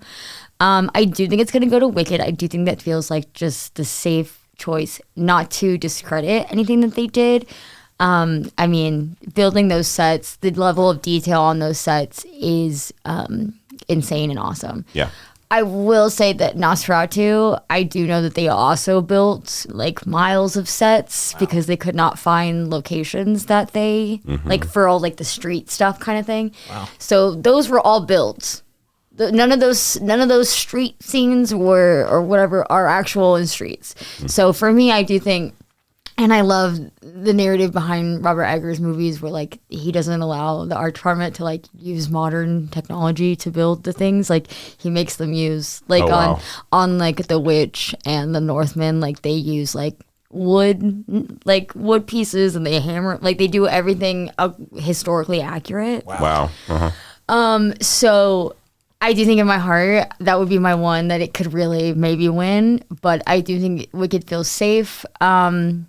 But I mean, I know the Brutalists who they built all those models at the end. I mean, the art department, shout out. Art department, you did a great job this year. Yeah, great year for art departments, I have to say. Again, it's shocking that you would think I would inherently go for Dune Part 2, but given how the strength of all these, and I mean, Conclave deserves to be here too. It's a beautiful movie. The sets are stunning. I did believe that there was a bomb in the where do they vote? The Vatican. The Vatican. Thank you. Yeah, need to go back to school and learn Vatican terms. Okay, let's move on to Best Animated Feature Film. One of my low-key favorite categories lately because the Disney stronghold has subsided over the last decade, which has made this category very interesting to watch. Yeah. So the nominees this year are Flow, Inside Out 2, Memoir of a Snail, Wallace and Gromit, Vengeance Most Foul, and The Wild Robot. Absolutely outstanding category. These films are all fantastic, in my opinion. I have a huge soft spot for animation, which makes this pick a little more complicated. Now, it's worth noting Inside Out 2 was the box office smash hit story of last year. It was great. I was so super excited because there was this, coming out of COVID, Pixar had been just getting punched with setback after setback, whether it's Disney Plus, was the Lightyear flop. So to see it come out with such a decisive box office hit is great. That said, does that mean it will win Best Animated Feature Film? Matt, what do you think? Well, animated films are my second least favorite genre. So I will start with that. I've just never been a big animated feature film, even though I appreciate what they do and I appreciate the artistry and all of that. It's just not my go-to. Memoir of a Snail was one of my favorite films this year in that category. I think it was a very special, moving narrative. Here's what I hope happens. I hope that because of the controversy, Emilia Perez leaves, Flow takes the international film, and that allows The Wild Robot to win this one. Yeah, that's what I want to see happen. I think that's I like that. Strategic. Yeah. No, man, that is that. Everyone is happy. Chef's kiss. Oh, man. Great picks. Laron, Chapman, what are your selections here? weirdly, I mean, I would have thought the Wild Robot would just take it, all year long. But the love for Flo is very strong. Yeah. And it is shown up in places you would not expect it to. Like the fact that it's even in international film, international feature is a huge, indicator that this is a very strong competitor in this year. So, I mean, before all of that, I would have assumed that this would have just gone to the Wild Robot. My personal pick is Memoir of a Snail. I just loved that movie. I thought it was very moving and very special and sadly underseen. But very underseen and very hard to access too. Very hard to access. Yes, It's on Philo if you have that. But yes, so that would be my personal pick. But what I actually think will win here now is going to be Flo. Okay. I think the Wild Robot, in a different year, this would just be sweeping, but and it's definitely deserving. I'd be happy if I'm wrong. And it's also nominated in some categories you wouldn't expect it to show up. That's too, also true, which is a pleasant surprise. No, I think that's a great prediction. I think it's a safe bet. It's a smart bet. I wouldn't say safe. It's not safe. It's safe, smart. Yeah. Caitlin, what about you? What's your picks here? I'd say the Will feels like it could be. I was gonna say Wild Robot, but Flo has had a lot of momentum, so Yeah. I'm not sure about which one. My personal favorite, I love Wallace and Gromit. Yeah, I grew up watching Wallace and Gromit. I loved it so much. It made my heart so happy. So I'm just for me, my should is Wallace and Gromit. I don't think it has any chance at all. No, but I'm glad it's here. And hey, I'm glad it's here. We have 2 claymation picks this year, which is great. Yeah. Claymation, stop motion, that thing is such a an art form that I perpetually feels like it's about to not exist anymore. Yeah. And then every time I feel that way, we get to the Oscars and it's like, nope, we have 2 in this category this year, which is a big standout. Man, my heart's torn. I think Matt, that the scenario you painted is what I want, which is I do want Wild Robot to get its flowers here. I do want it to get celebrated. I think it's a fantastic film. Move me. I still think about it sometimes. So it's my personal pick for should win. I think it still will win, but I really hope it wins here and then Flo wins international because, we're all happy that way. Mm-hmm. Is that possible? I don't know. Yeah. I don't know. Yeah. We'll see. Let's move on to Best Visual Effects. So the nominees here are Alien Romulus, Better Man, Dune Part 2, Kingdom of the Planet of the Apes, and Wicked. Hey, there have been some years I've looked at this category and been pretty depressed because you're like, wow, the state of visual effects are actually in the gutter, especially when a Marvel film gets nominated ever. Thankfully this year, that was not the case. We have a very strong lineup. So I will throw it to you first. Caitlin, what is your pick for Best Visual Effects? I think this is your category, man. I think it's Dune Part 2. Mm-hmm. Yeah, there we go. I think this is, if there's any safe bet for Dune, it's this one. Yeah. I think awesome. I like the whole black and white fight scene. Yeah. It's just sick, dude. That Played movie's Roth the just Battle. Oh, man. sick. Mm-hmm. So Dune will and should Dune Part 2. Decisively. I like that. Laron, are you going to argue with that? I'm not. I have it should and will win Dune Part 2. I feel like this is the momentum of it being a Best Picture film that's just not going to creep into so many different categories because of the other juggernauts. It feels like some of these smaller, I hate to say smaller categories, but some of these tech categories is where it's going to edge out. So that's what I would say. If anything else took it, maybe Better Man because it's a lot of visual effects. But I think that the people did not see that movie. But people didn't see it. That's No. true. That's true. They didn't see it. So everyone saw Dune, and I guess they forgot that it was great. So. No, it looks and sounds good, but it looks good with the computers, you know. Right. Okay. Matt, what's your prediction for Best Visual Effects? Well, the fact that the sharks from Gladiator 2 aren't in here, it has to be Dune. It's Dune Part 2, hands down. Drinks the sandworms are here, though. Lots of them. That's true. Yeah. The sharks of the desert. I can't decide what's more a greater loss: the rhinos from Gladiator 2 or the sharks. Don't forget the chimps, man. I was going to say, don't forget the monkeys. Oh gosh. I thought you meant the real monkey they used, but then I was like, oh no, wait, there were very terrible CGI No, the baboons. ones that looked like a mix between a dog and a monkey. I saw those and I was like, have these people who designed this ever seen what a monkey looks like? Yeah, I was really confused. It was bad. It was bad. Bad choices. Yeah, could and would, or will win, should win. Dune Part 2, I'm all on board. I will just say, let's drop Wicked and put Furiosa, Mad Max Saga in here, just for acknowledging it. Should be here, no question in my mind. And I do want to say, and Laron, you, me, and Matt reviewed this with Chelsea Ratterin, but I do think Kingdom of the Planet of the Apes was a pretty stellar looking movie. Yeah. What Wade is able to do with that universe continues to get better and better, always sort of pushing the envelope. So I want to give an acknowledgement that that's a great looking movie. And I would say Alien Romulus, because I think that actually the production design on that movie is very strong. But then you get in the weird AI controversy, and let's just not go there, you know? Yeah.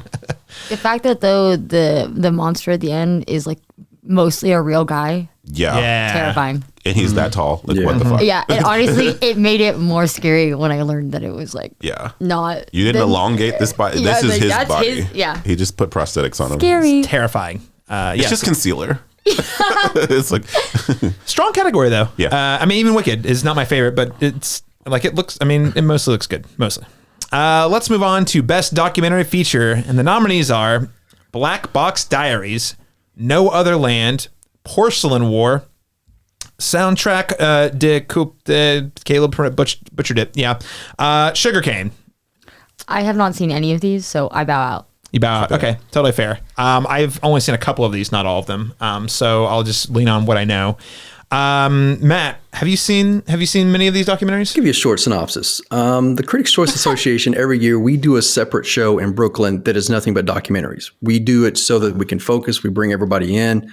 I was on the nomination committee for the documentary awards for 4 straight years. I got so burnt out, I haven't watched another documentary since. So no, I haven't seen any of these. I appreciate that's important context. I feel you though. Yeah, burnout. Documentaries, man. Burnout. There's real. so many. The problem is there's so many to watch. I don't even know where to start. And then these 5 come up, and I'm like, okay. Yeah. No, that's tough. So Laron, that leaves you and me on this, and I have only seen 2 of these, and they're the 2 I picked. So, okay. What are your selections for this one? I saw Black Box Diaries. I have not seen No Other Land, but that is the one I hear about the most, and it just won something just last night. I think. So I mean, it's the one that seems to have the most noise around it. So I'm going to say No Other Land. I would like to point out that Sugarcane screened at Dead Center. It's great. There are actually 5 movies nominated this year at the Academy Awards that screened at Dead Center. I'm a programmer there, so it's really nice to. We say we're an Oscar qualifying, festival, and we have 5 movies that were in last year's lineup that are here at the Oscars. So it is true. Shout out. Nice. Shout out to Dead Center. Represent. Yeah. So I have No Other Land. This is a tough one. I feel like this is a high risk, high reward because I have No Other Land because I feel like just in terms of overall recognition, at least among film heads, that's the most popular one, but purely because of the subject matter. And I also think the subject matter is the reason it might not win. So, given it's related to, all the things happening out in Israel sort of thing. So I just want to acknowledge, I think it has the biggest campaign push. I'm rooting for it. I also think Porcelain War is probably the another likely contender. I do like Sugarcane a lot though. So, will win, probably No Other Land. Caveat being, could be Porcelain War, but I do like Sugarcane a lot. I think it was actually, we named it Best Indigenous Film at the Oklahoma Film Critics Circle this year, if I'm not mistaken. So Sugarcane, great watch. All right, guys, we are getting down to the final awards here. Big time, stepping up to Best Director. And the nominees are Yaqui Ariad. I think that's how you say his name. Probably not.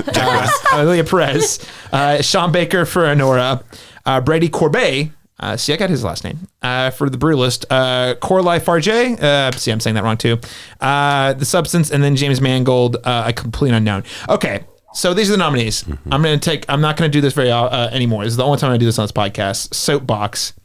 Guys, Denny's been campaigning all year. It's almost like he gave him the finger. Like he was been hosting film screening after film screening, talking about this movie ever since it came out in March, and he knew that because of the like recency bias, the only way he was going to have a shot for this movie to win anything and get nominated was to do that. And he's been going around, talking to Christopher Nolan at panels, talking to Steven Spielberg at panels, talking to Scorsese, like all over the world, at all these countries. This dude has been putting in the work after he made a freaking fantastic movie. I mean, I don't know that he should. I understand not giving him the win, but this is like James Mangold for A Complete Unknown. Get him out of here. And I don't hate that movie, and I definitely don't hate James Mangold. In fact, I love James Mangold, but I mean, Ford v Ferrari was a better movie. I mean, he's made better movies. He will make better movies. He directed one of my 10 favorite movies, Girl Interrupted. And you know what? So I don't hate James Mangold either, but for this movie though, no. I mean, no. I mean, easy swap.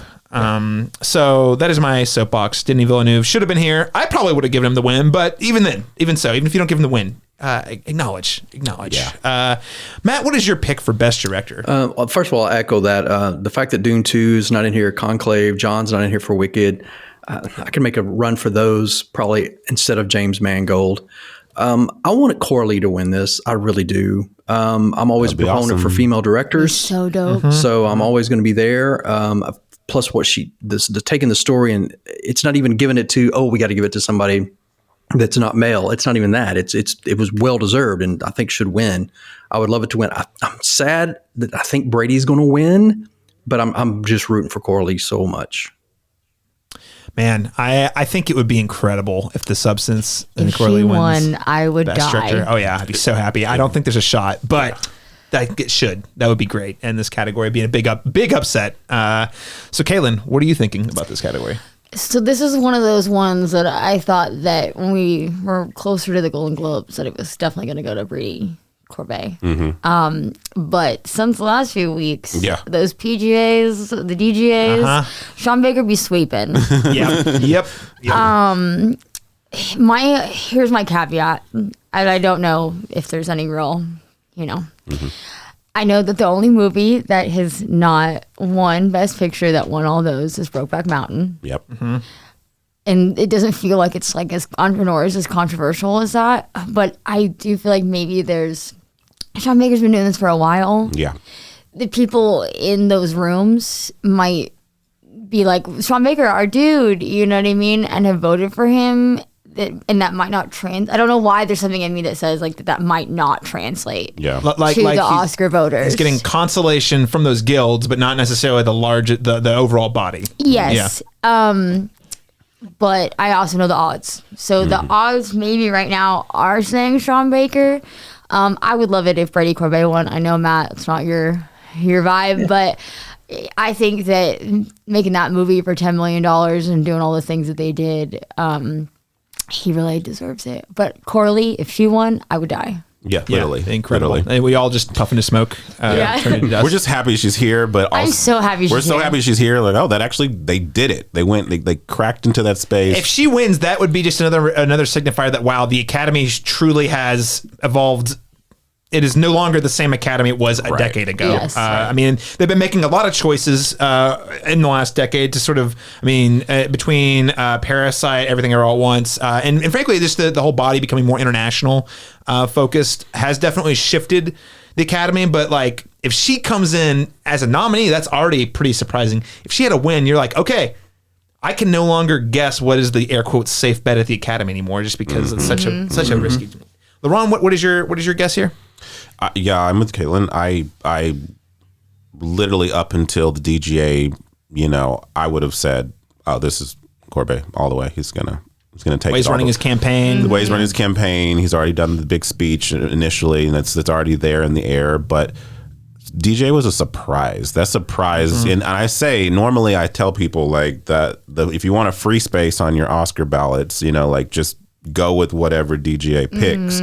For director, because they're almost 9 out of 10 times are going that way. So, but I feel like that seemed to me like if I was a betting person, that's what I'm going to pick for that. And I think also if we're looking at it more from like a body of work standpoint, then like Sean Baker has so many great films. He does, but I just feel like, I don't get me wrong, I like Nora, but this does not feel like the one to give it to him for. See, I will disagree slightly. Yeah. In that, I think it's his.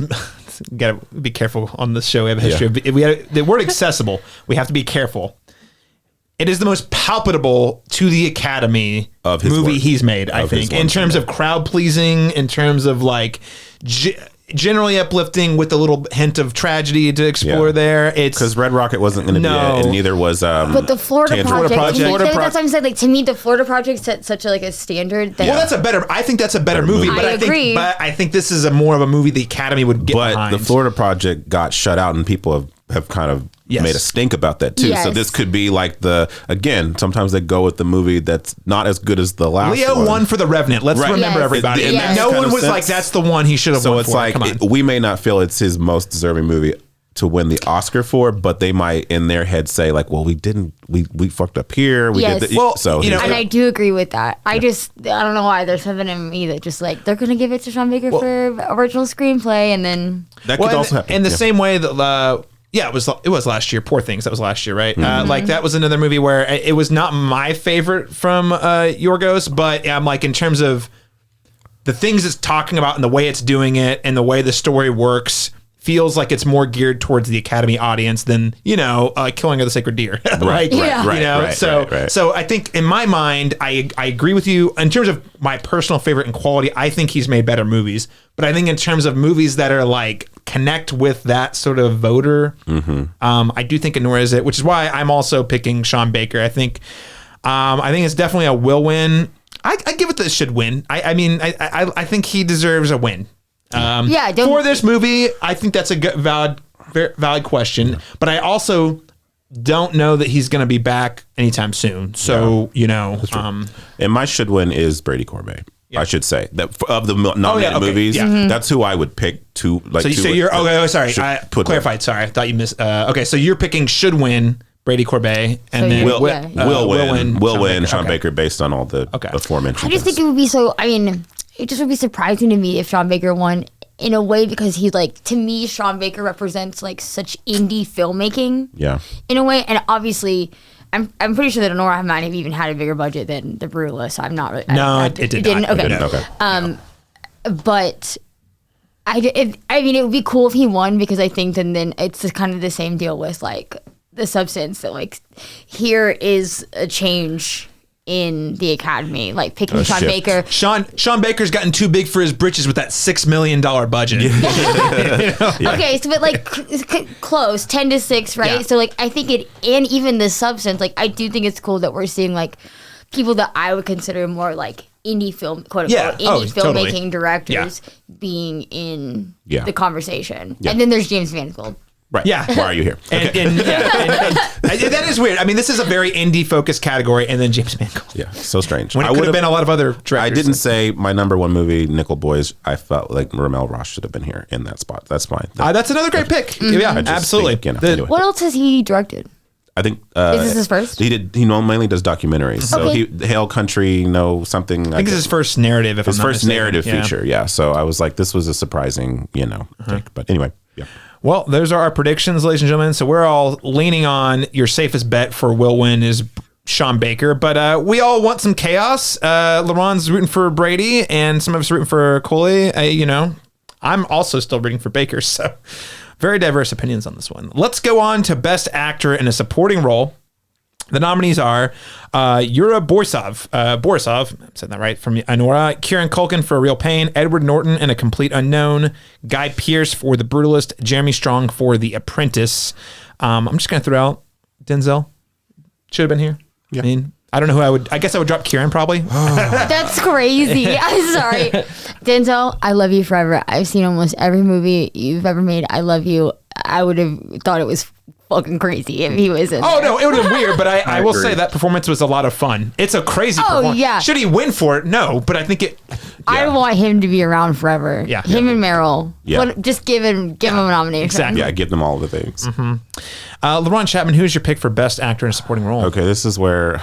And again, I like A Real Pain. 3.5 stars on Letterboxd. Check the receipts. Very solid 3.5 star movie. I like the movie. Yes. I like the film. Yes.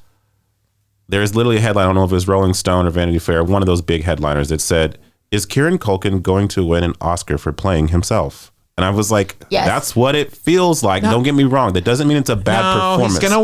He's gonna win for playing Roman Roy. Exactly. Yeah. And I think the same way McConaughey kind of won for True Detective, sort of. Exactly. And we played, and we've talked about this movie throughout the year, and I feel like, and both of us are pretty similar takes on it. I liked it a lot. It's a solid little indie character drama, but I don't understand the sweep. No. That there's nobody else. Not an Oscar movie. None of the performances, and I like the performances, but they're not big Oscar. Well calibrated, slight kind of having a character actor come in and do a thing that people like him doing, and he's not doing something I haven't seen him do in Succession. Right. That's my problem. It's like, it's a good performance, but it's a great character. But he won an Emmy for that already, so it's Right. like, I'm cool with that. He doesn't need an Oscar too. That's how I feel about it. But that being said, he's gonna win this category because he's literally won every. He wanted the indie spirits last night, and I'm like, God. Even there, so it feels like it's not even close. It's not even close. It's like everyone is behind him. My personal pick here would be Guy Pearce. I think he was really eerie and conniving and scary in that movie.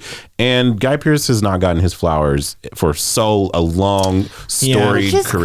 Crazy. Yeah, you would think he would have been. This is his first nomination. Wait, it's his first nomination? First nomination ever. There's a lot of firsts this year. We know that's crazy. Guy Pearce has been in great work for decades. Lots of good character work, and this just feels like a something that's always been in his wheelhouse, and I think he was, he's played rich assholes a lot, and he's really good at it. Yes, but R.I.P. You guys were talking about Denzel Washington, but I mean Clarence Macklin in Sing Sing. Actually, I thought that narrative was going to sweep the entire year, and we were going to see an incarcerated, recovered incarcerated person come to the Oscars, take it, and actually in a meaty role. But that just did not happen. Way to fuck up A24. Way to fuck up A24. I really would chalk it up to A24's. I really do. I really think that they dropped the ball here because I don't understand the narrative where it's like, we got to pick the brutalist. We want this to win. Why can't you put like just 40% of your resources over here, 30%, just so that two of these movies can like show up in a big way? You have two movies in the Oscars with multiple nominations and instead of one. They're very different movies. Yeah. It really feels like it would not have been hard for them to just prop up. They're not really competing with one another now. Yeah, I don't think so. So that's my take. I think Guy Pearce should win of the ones nominated, but Clarence Macklin should be here. But that being said, it's going to Kieran Culkin. Yeah, Kieran Culkin. Matt, what is your best guess here? Yeah, I agree. I would have taken Jeremy Strong out as much as I like The Apprentice. I would have put Stanley or Lithgow from Conclave in there. But the biggest oversight, and I'm glad you mentioned his name because I had totally spaced it, is from Sing Sing. I think those. Because Kieran, yes, he's going to win, but he's not doing anything hard. He's not doing anything he doesn't do every day. So to have somebody who is formerly incarcerated to bring such a powerful, moving thing that he did in Sing Sing and not be nominated for doing something that you normally don't do.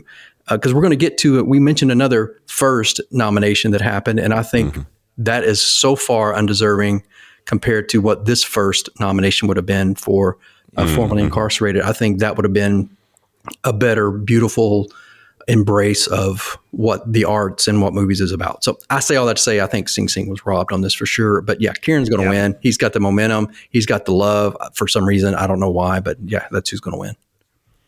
You know what's crazy is I also don't even think he cares if he wins. Yeah. No. He's not showing up at the awards. He's not the one pushing that. He's not the one going out and campaigning. Everyone else is campaigning for him, and maybe that's part of the charm. See, guys, we just love that you're here. And again, I love him too. I really do. But it's just it's such a weird. How many on behalf of Kieran Culkin will accept this award? It's like how many of those are going to happen? It's happened 3 times now. So. Oh my gosh! My favorite clip to replay my hand. My favorite thing to come out of his win for the Golden Globe was the very next night was the Netflix debut of WWE Raw, in which the Culkins were all at, because also and they got bigger.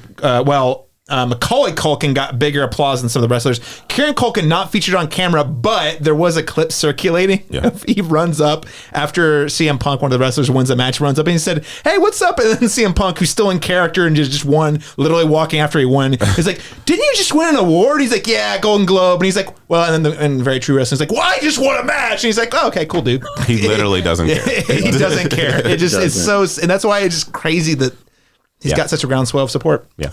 Kieran Culkin. Kaitlyn, what's your prediction here? I think it's a lock to go to Kieran. However, I love Yura so much. He's good. That's my favorite part of Nora, is that little baby face boy. And I also think that the end of Nora is probably the best scene of the year. Yeah.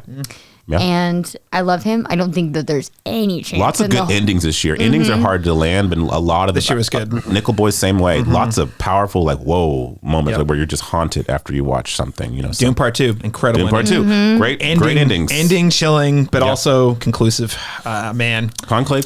We'll see. We'll talk about it. When he walks up with the little turtle. It's provocative. Yeah, it's provocative, but I do appreciate it's an ending that's talked about, and it doesn't not fit. I don't think it doesn't fit. I'll put it that way. Yeah. Sure. Yeah. I think Kieran Culkin's got this in the bag. I will. The only I know this is I've been saying this the entire time. Complete unknown. It's a fine movie. It's a fine. I actually do think Edward Norton is very, very, very good. Yeah, he is very good. And I was pleasantly surprised. I think he's better than Timmy, and I love agree. Timmy. Oh, we're gonna fight. Okay, then. I do too. No, I think he's better than Timmy too. Ed Norton was the foundation for that movie. He was the grounding synergy that brought everything together. I thought. 100%. And there's a lot of subtlety in the performance because I know that his character's got a little goofy voice and, the way he talks, but he also had to play the music. And anyway, I really hope, I would love to see Edward Norton pull out a win. I actually think he does deserve this in this category of the nominees. But yeah, Kieran Culkin's got this in the bag. I don't think there's any question. Let's move on to Best Actress in a Supporting Role. The nominees we have here are Monica Barbaro for A Complete Unknown, Ariana Grande for Wicked, Felicity Jones for The Brutalist, Isabella Rossellini for Conclave, and Zoe Saldana for Amelia Perez. Laron Chapman, I'll start with you. What is your pick here? Look, I am for the Oscars trolling us with things like Isabella Rossellini, who has a presence in the You're right. Listen, If she won for that, it would be hilarious. Half a scene. You're right, though. It is literally a half a scene. Listen, everyone keeps like, oh, but that one scene. I'm like, you mean that half monologue that ends with the curtsy and she walks out? And it was great, but we went through. I've literally seen on the internet where they've scrapped together all of her stuff. It's about 6.5 minutes of screen time, and 3 minutes of it is her like. You can't come into this room. Yeah. Or this is how you operate a copy machine. I'm just like, she's an icon. She's a legend. I've never wanted to learn how to operate a copy machine more. Again, though, it's Isabella Rossellini. Love her storied career. This is also her first nomination at the Oscars over, I mean, how many iconic roles? But so it's one of those things where I'm like, I'm not mad she's here. I don't care. Were there 4 or 5 people I would have chosen instead of her here? Yes, but whatever. She's here, and we're happy she got an Oscar nomination. I feel like it's a consolation prize for all the wrongs from the past. That being said, this is Zoe Saldana's, right? I feel like she's the only one coming unscathed out of the controversy of Amelia Perez. And that's the thing everyone agrees about. If all the other stuff baggage aside, everyone's like, but Zoe Saldana was great. Yeah, they're unifying around her, and it just seems like that's going to happen. I did think, like I said, the SAGs are this Sunday. Or no, right? Well, yeah, they will. Tonight. So, listen, if you're listening to this, they have already happened. You have a sneak peek into the in the future we can't see, which is we're not sure how the SAG is going to vote for this award. I'm very curious to see if SAG goes the Ariana Grande route because they typically pick the more populist choice there, and then so that could be like the one time that she gives to give a speech this year. But that being said, it does seem like I still wouldn't be surprised if Saldana takes it there too. So I think. Probably for me personally, should and will win is Zoe Saldana. That's the one aspect of this that I'm like, okay, I'm fine with this. There probably 4 or 5 people I would have put in this category that are not here, but we're not talking about them. Yeah, competitive category. Anjanou Ellis, Nickel Boys. I'm looking at you. Good grief. Again, no shade at Isabella Rossellini. I'm glad she's here, but weird choice. Kaitlyn, what is your pick for Best Actress in a Supporting Role? I feel like it's going to go to Zoe. I feel like she's been pretty much a lock. I do think that there is a chance that with all of the Amelia Perez backlash, that there's a chance that Ariana could upset her. I think that's... If it affects her, I'll say it's I don't Ariana. think it's going to... She seems, like you said, to be unscathed by it, but... I wouldn't mind seeing Ariana win. Honestly, that was one of my biggest surprises when I went and saw it. That she didn't suck. That she was actually I thought really great. And she was charming. Yeah, I was pleasantly surprised. And there's a lot of it's very subtle nuances in how her delivery. It's really impressive. I was impressed to be looking at Glinda and not be looking at Ariana Grande. I felt like that. So I don't think that. I love that she's there and she's nominated. I don't think it's going to be her year. Yeah. Maybe Wicked Part 2. We'll but no. You mean Wicked? Oh, sorry. Wicked for good. Yeah. Yeah, exactly. Okay. So Zoe Saldana sounds like is our best bet with a possible dark horse of Ariana Grande. Matt, what is your pick here? I agree. I would have taken Margaret Qualley from The Substance over Rossellini. Oh, yeah. But you know, Rossellini gives me the vibes of, wasn't Viola Davis? Didn't she win for Doubt? And she had less lines, I think. But again, that's Viola Davis.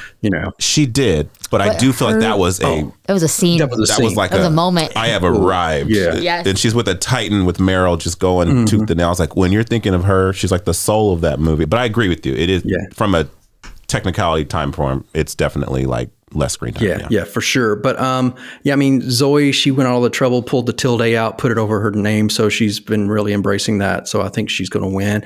Let me say about this about Wicked. I mentioned before, it's one of my favorite musicals. I'm so precious and protective of these characters. And what Ariana Grande did with that character that Kristen Chenoweth made so vital, there are nuances in that character that have to be there, that are iconic. And I think Ariana nailed those. I think she was wonderful. I'm so appreciative of what she's done. So I would be overjoyed if she won, but I think it's going to be Zoe. And should be. And Zoe's deserving too. Zoe did so much great stuff in this film. Mm-hmm. Yeah. I have to say, and I've always been a big fan of Zoe Saldana, but like seeing what she's able to do in this movie really showcased all of her talents and her seemingly pushing herself even harder than I've seen her pushing even stuff like Avatar, for example. In terms of like her physical way she's putting her body like into the performance, I think it's going to be should and will be Zoe Saldana. I will say I will not be mad if Ariana gets it. And I again, Wicked was not. I think I might have liked it less than everyone at this table. I did like it, but that was the performances. The two leads were really what stuck out. And Ariana Grande in particular. There's a lot of.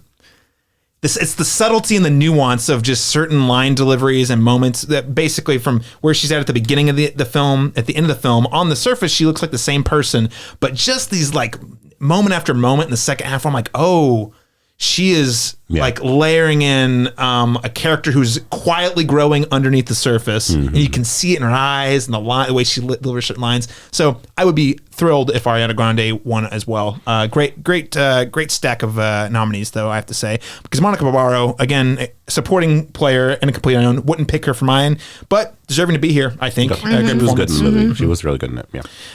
And Felicity Jones, well, I'm glad you're here. My take is I did not like her. I like her as an actress. I did not like her in The Brutalist. I feel like the script did her a disservice. I agree. Personally, that's just my take. Let's move on to Best Actor in a Leading Role. So we have Adrian Brody for The Brutalist, Timothée Chalamet for A Complete Unknown, and maybe the opportunity for Sing Sing to get some flowers, Coleman Domingo for Sing Sing, Ralph Fiennes for Conclave, and Sebastian Stan for The Apprentice. Stacked category, I have to say. These are all pretty towering performances for one reason or another. Kaitlyn, what is your best guess here? I wanted to say first that I think it's interesting that Sebastian Stan got nominated for The Apprentice, and I would have loved to see him nominated for A Different Man instead. But that's just me. Both good performances, but I agree. A Different Man was my more preferred performance from the two. Yes. I will say the creative challenge with The Apprentice was pretty towering, and I actually was pleasantly surprised by how well he handled it. Even though it wasn't my favorite performance for but there was a lot of nuances in his performance that I do super respect. I just think A Different Man is another level. It could have been a typo. I mean, the intern at the Oscars could have put the Which movie was he in again? Yeah. Oh yeah. He goes up. He actually wins, and he goes up. I'd like to thank everyone for my win for A Different Man. Okay, this is where me and Laron are gonna fight, I guess. Okay. I think will win is Adrian Brody. I just think that there's nothing beating it's just tight. It feels like he just has that lock. I loved Timothée Chalamet in A Complete Unknown. The only reason I really liked A Complete Unknown, if I'm being really honest, was Timothée Chalamet. I thought it was great. I thought he did a great job of embodying this person that no one should have ever played, probably. Like him learning all that music for 5 years. I mean, there were just times where I was like, I don't know if I'm watching Bob Dylan, but I'm not watching Timothée Chalamet for sure. And I also just think that boy has run such a fucking campaign. He has run a pretty incredible campaign. He has tried so hard this season. I mean, what has he not been on? He went on sport that tells you how much sports I know. Talk shows, SNL. Where he performed Bob Dylan songs not even playing. I just love him. I love what he did. I think it would be so cool for him to win because he clearly wants it so bad. Or his agent does anyway. Oh, yeah. But I think it's Adrien Brody. Yeah. Adrien Brody. And not that he's bad, but... Yeah, you like Timmy. You like Timmy, though. Yeah, and I did wonder if the AI controversy with the Brutalist, that at first people were taking that narrative and not actually listening to facts and running with it, and I was interested if that would impact him. It doesn't seem... I thought the same... I was a little worried about that as well, but it does not seem, based on these other awards, it does not seem to have done that. No, which is and it feels like that conversation also really got cleaned up really quickly, that they were like, it was just for this voiceover when he's actually speaking Hungarian. Yeah. And also, we told you guys in the credits, even though you're acting like we didn't tell you. It was in the credits. Yeah. Laron, what is your take here for Best Actor? I think it should and will win Adrien Brody, but wouldn't be mad if Coleman Domingo surprised here. It will not happen. It absolutely will not happen. He's just going to keep showing up. Yep. He's going to keep popping up. I think he's just going to be one of our regulars. He's going to be, which I love. I think he's amazing. Which is fine. He's going to keep giving good work. I don't dislike the Timmy performance. I just feel like it's a good impersonation. It's not campy, it's not cringy, it's fine. And that's just how I felt about it, because he broke my heart in Call Me By Your Name, and I even think he's better in Dune Part 2, honestly. Yep. I feel like there's moments in Dune Part 2, like the second half in particular, where he's just rousing and powerful, and he's like a thin, frail little. He gets and he scary. Gets some gravitas out of those moments. He is not a scary guy, and he gets very scary in that movie. Yeah, I've never been really super attracted to him before Dune Part 2, and then that scene where he shows up and starts talking in front of everybody, and he's like, "I'm Lisa Gurley." I was like, "Oh damn! Look at that! Look at that man! Yeah. That's a man right there." And I love him as a performer, as a celebrity. So I would not be upset. I just I would be upset. I'd be a little upset. I'd be a little upset. I just want Timmy to get it. I want him to have what he wants. And I think he's a Leo, though. I think he's going to be here. 100%. Good news for you. He's going to win many. He's going to get many more nominations. I do not want this to be the first. Not when I think 3 of the performances I've seen him give before this were better. And he's going to give better performances. That's how I feel. But I think that Adrien Brody is the one to expect to win here. It will be interesting to see if Timmy wins SAG. Again, the populist choice. Yep. I want to know what they do. If this goes the other way and they pick Adrien Brody and Zoe Saldana at SAG, then they're both locks. Yeah, I think so. Yeah. Matt, what is your take here? What do you think? Yeah, I agree on all that. I would love Coleman to win, but like you said, everything he does is out of the park. So we're going to see him a lot. He deserves it. I would not be shocked. Ralph Fiennes could win, but he doesn't. He hates campaigning. He's never campaigning, so he just probably is not in front of enough eyes. They gave the award to Reese Witherspoon for playing June Carter, and so the fact that she could win, Timothy was. Even though I think Ed Norton was stronger, I think Timothy was so much better in this than Reese was as June Carter. Reese was just had an accent and learned to sing a song. I don't know. It's just what it was. But I think it's Adrian's to lose. As much as I am not a fan of The Brutalist, I can't deny his performance. So I think it's Adrien is going to win, but I would love for Coleman or Timothy or Rafe to win. So other than that, I mean, I'd be happy. Did Rafe win the BAFTAs? No. I think it was Brody. Adrien. Right? It was okay. Yeah.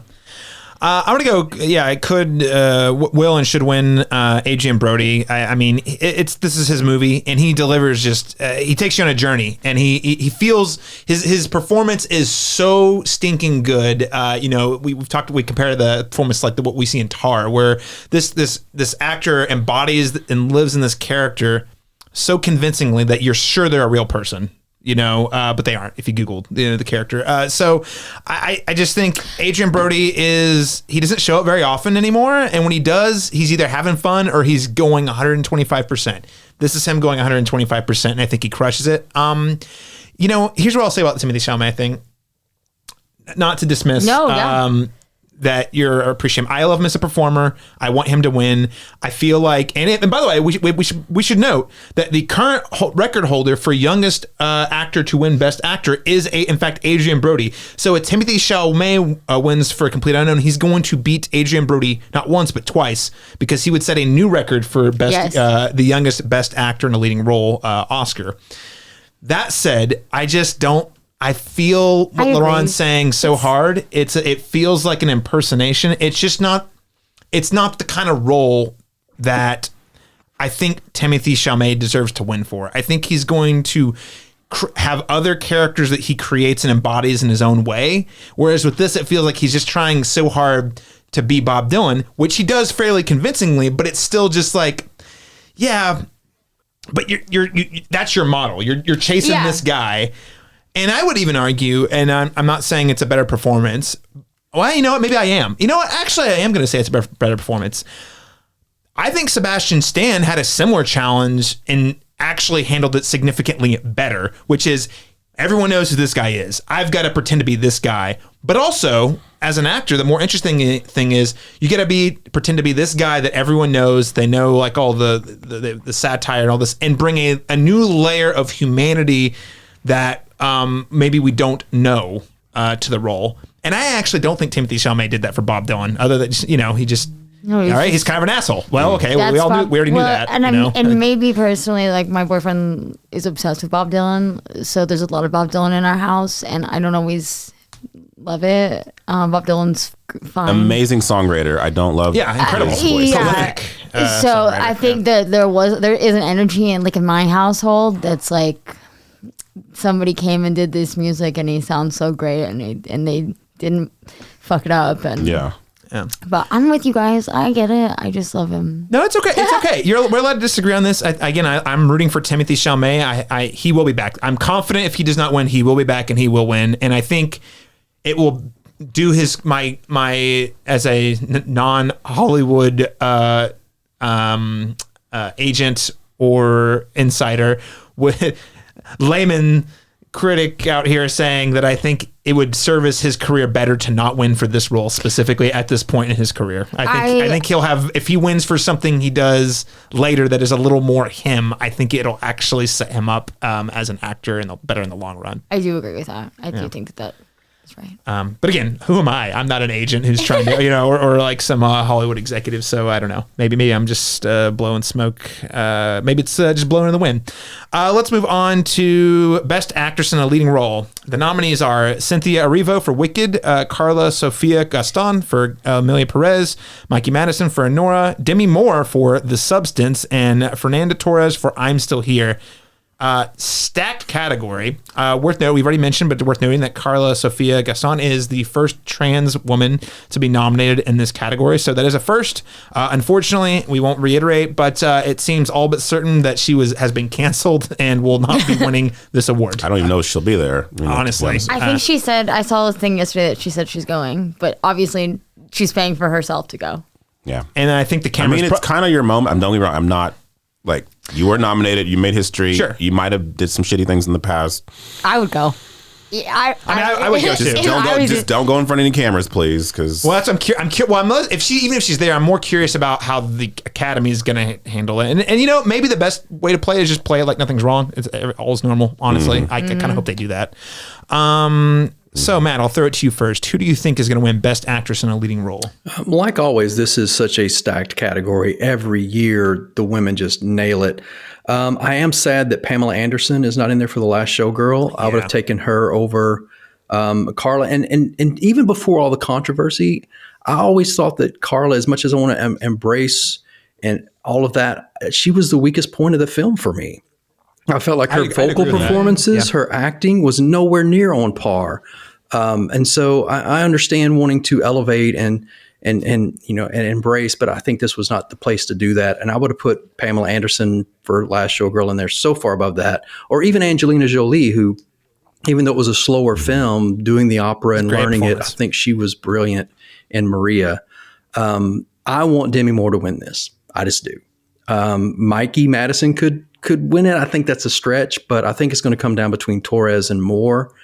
And I really want Demi to win. And I think because of the Oscars sometimes wanting to play it safe and give it to one who's been around forever, I think that elevates her chances as well.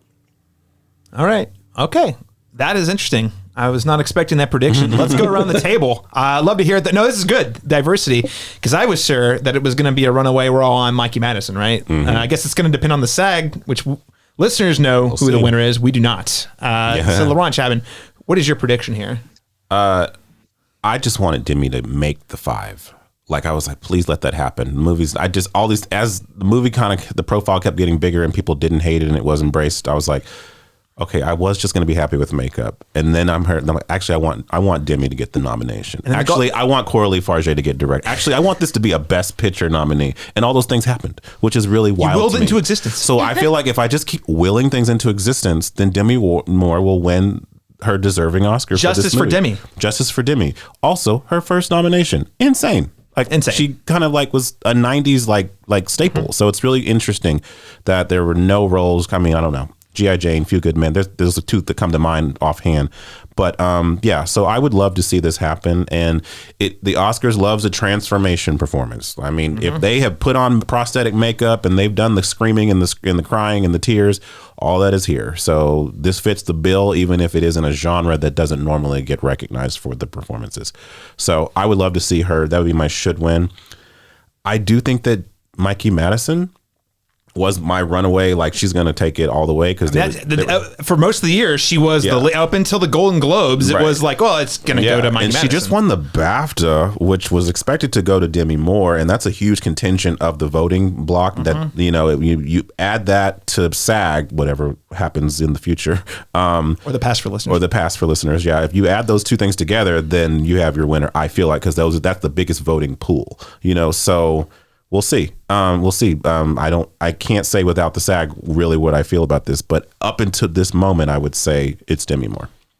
Both should and will. Should and will. I think it will be her. All right. Okay. Kaitlyn, what are your thoughts on this? I love Demi Moore. I wanted to be her. I was so excited, like Ron, that she got nominated, and I was happy that. But then the Golden Globe, her winning and that speech and things. I just really hope it goes to her. I think she's deserving of it. I think she had a performance that she's never had before in her career. I do think that Mikey Madison, again, same thing with Sean Baker and all the awards have come in. Mikey Madison has been taking a lot of them. I think to kind of go back to the Timothée Chalamet thing and the age thing, I just think that Mikey Madison she's so young. She's so young. This is her first... can you tell me something else that she's been in? Yeah, Scream. I would tell you this as a Scream fan. It would be very. I already have drafted the Facebook post. Ghostface has an Oscar. Yes, and it's gonna happen if she wins. If she wins, but anyway. But I just mean to say that, like, I think the same thing could happen with the vibes of Timmy. That they would just be like, "This was a great performance, girl," but. Mm-hmm. She'll probably be back. We'll see you again. Yeah, you know what I mean? Yeah. Versus Demi Moore. This feels more like a introduction. I think it's awesome that she's nominated. Yeah. I think the narrative to me leans towards still maybe Demi Moore and her deserving of something kind of one of those like.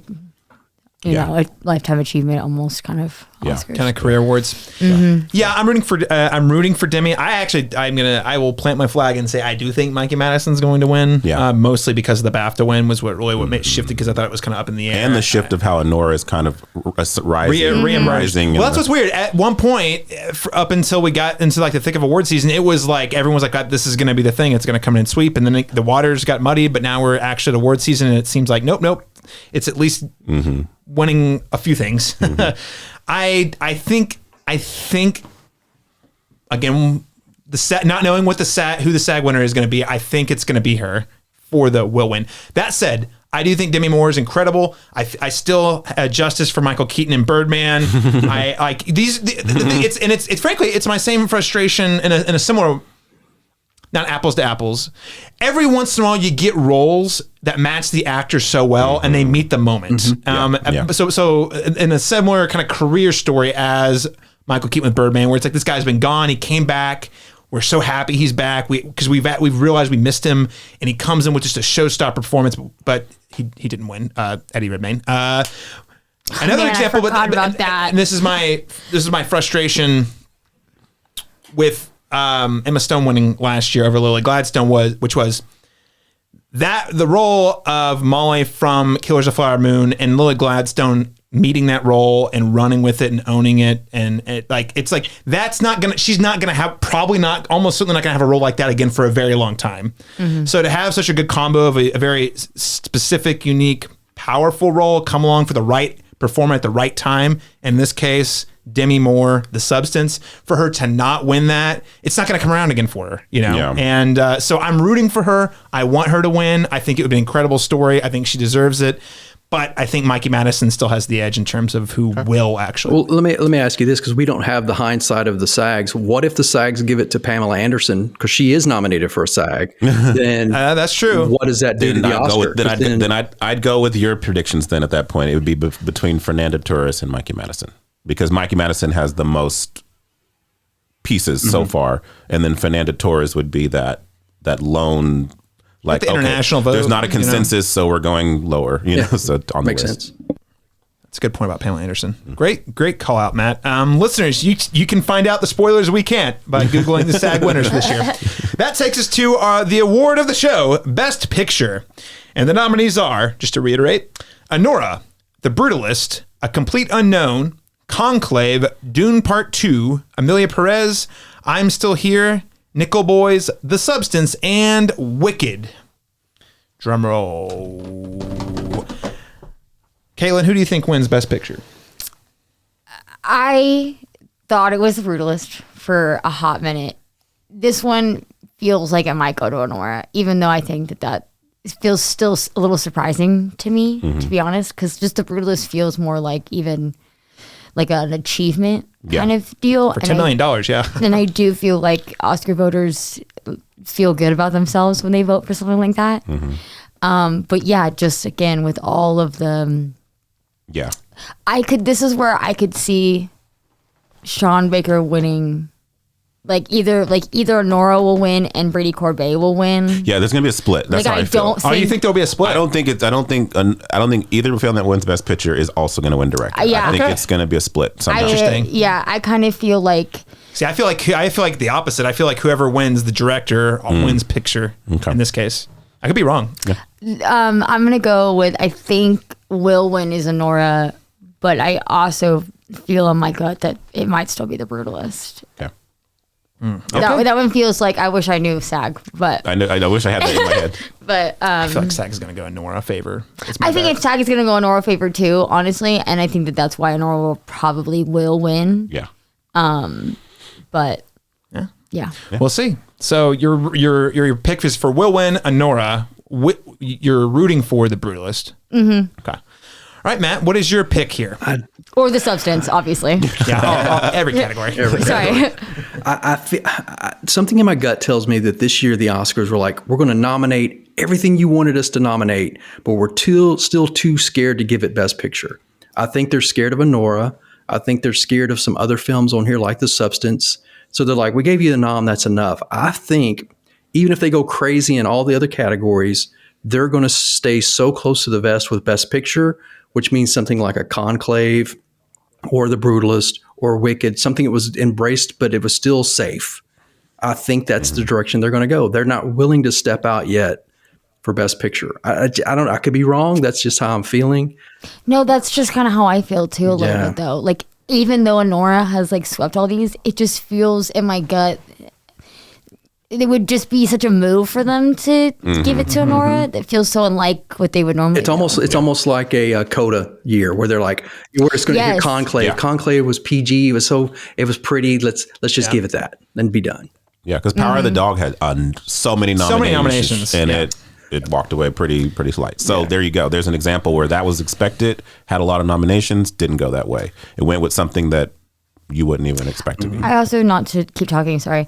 I do feel like the Conclave could somehow totally get in there. Like if the vote splitted, if like the Nora Brutalist vote kind of splitted, I think it would go to Conclave. I think Conclave actually has a very good shot, if I'm being honest. Laron, what are your predictions here? Yeah, obviously my favorite movie was Nickel Boys. That'll never happen. That's fine. I've embraced that a long time ago. But of the ones that are in contention, I would think that The Brutalist would be my should win here. And then I do think Anora will eke it out, but I would not be surprised if Conclave snuck in at the last minute. Yeah. So here's what I'm thinking. I am thinking that this is going to be a real, because there's so much chaos, there's not a clear front runner. I think it's going to be the movie that's not the most number ones on the ballots. It's going to be the movie that's the most number twos or number threes or number fours on the ballots. And I think the people who love The Brutalist love The Brutalist. I think not enough of them are number one. I think there's actually a lot of people who are probably actually in Matt's boat, which are like 3.5 hours long. It's not a feel-good movie, which the Academy tends to vote for. Yes, it does have the but cinema going for it. But how many times has Martin Scorsese not won with the For Cinema award? Like it just, I don't know if it's got the juice to go all the way to Best Picture, even though it would be I'm rooting for The Brutalist to win. I'm also rooting for Dune Part 2. That's never going to happen.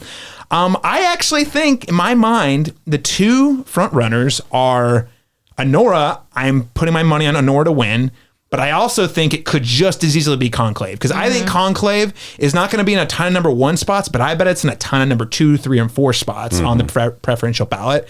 I think Anora's in a similar boat. What I'm not sure about is which one's going to rank higher between those two on the most ballots. Right. But I'm betting it's going to be, if it's not Anora, I actually think Conclave even has a better bet than The Brutalist. The others, it has nothing against it. No. No. Oh, no. You know what I mean? In terms of like controversy, mostly liked, and also it's like palatable. mostly liked by the most, like it's liked enough by the largest number of people. Which I'd argue the same about Anora, minus the fact that it's highly sexual. That's the one thing. Kind of weird. That is the one That's the thing that goes against it. Yeah. Otherwise, it would be that one. But I also feel like it's got that the Pretty Women Cinderella story thing going for it, which the Academy is like catnip for them. So yeah, it's tough. I'm placing my bet on Anora. Could be Conclave. Yeah. Heck, it could be a surprise, a complete unknown. That's how unpredictable this is. Even though I don't like that movie. I would be pissed. I would be so Or Wicked. upset. Yeah. No, honestly. I would be pissed. Yeah. I'll take Wicked. Honestly, Wicked has a good. Frankly, right behind Conclave, Wicked would probably be my next one in line because it is liked pretty well by a lot of people. So yeah. Guys, it's going to be so much fun. We got to race this year. I know. It's so exciting. Yeah. It really is, because I feel like last year. It's good not knowing, right? Yeah, last we year. We actually are going to be like, what's it going to be? Yeah. And the nominee and the award goes to, and you're like, I have no idea. La La Land. La La Land. Just, no, really, it says it, guys. We're bringing it back. Somehow, La La Land returned. The little meme from Star Wars. You actually won. Moonlight didn't win all those years ago. We wanted to correct a wrong there. We're going to say that. But it was actually winning this year. Yeah. Any other thoughts on the Oscars? Did I miss any other awards handouts here? No. I'm excited. I'm excited to know. All right. Well, listeners, there you have it. Those are our Oscar picks for the year. What we think should win, what we think will win. Take all of it with a grain of salt. But I think all of us pay attention pretty close to this. So if you're going in blind with the Oscars this year and you want to know what should I pick or what I think will win, hopefully you can take a few notes from our conversation today, and may the odds be ever in your favor. But as we've underscored, it is a bit chaos this year. So even the most educated, informed, strategic guesses might not be the real winners. So can't wait to see how it is. Again, the Oscars, that is airing this Sunday night, 6 p.m. Central Standard Time, 7 p.m. Eastern time zone, or on the West Coast, that's 4 p.m. ABC and Hulu. Hey, I want to give a huge thanks, Matt and Kaitlyn. Thank you guys being our special guests for our annual Oscar show this year. It's been a pleasure talking with each of you. Thank you so much. I'm so happy to have been here. Yeah, it was a blast. Awesome. Real quick, just for anyone who wants to keep up with all the cool stuff you're doing, either making films or working online, Matt, where can people follow you online? TheEntertainmentAnswer.com. All of our socials and everything's there, so that's the good launching point, TheEntertainmentAnswer.com. All right. Check Matt out there. Lots of great reviews coming out on the regular. Kaitlyn, where can people follow you online? I'm on social media as Kaitlyn Macy. That's my middle name. And that's my Instagram. That's usually where I post what I'm doing. I'm not actively doing anything right now. So between gigs. That's the filmmaker's life, right? We're surviving. Yes. Laron, Chapman, where can people follow you online? I have a film review column on the Cinematropolis called Real Insights with Laron Chapman. You can follow my reviews there, or you can follow me on Letterboxd for smaller reviews there. All right. I'm also on Letterboxd. Always Letterboxd, everyone. You can all follow me on all the socials at C Masters Talk. That's letter C Masters Talk. Would love to get some more followers on Letterboxd. All about that. I think Laron's beating me now because he's been campaigning so hard. So I gotta catch up. Follow me on Letterboxd, ladies and gentlemen. Otherwise, catch everything we do here at the cinematropolis.com. Thank you so much for joining us. We'll be back in 2 weeks to review the long-awaited, in fact, so long-awaited you could even call it like mythical Bong Joon-ho follow-up to Parasite, Mickey 17. I think we're in for a ride. Can't wait to see it. We'll catch you all next time.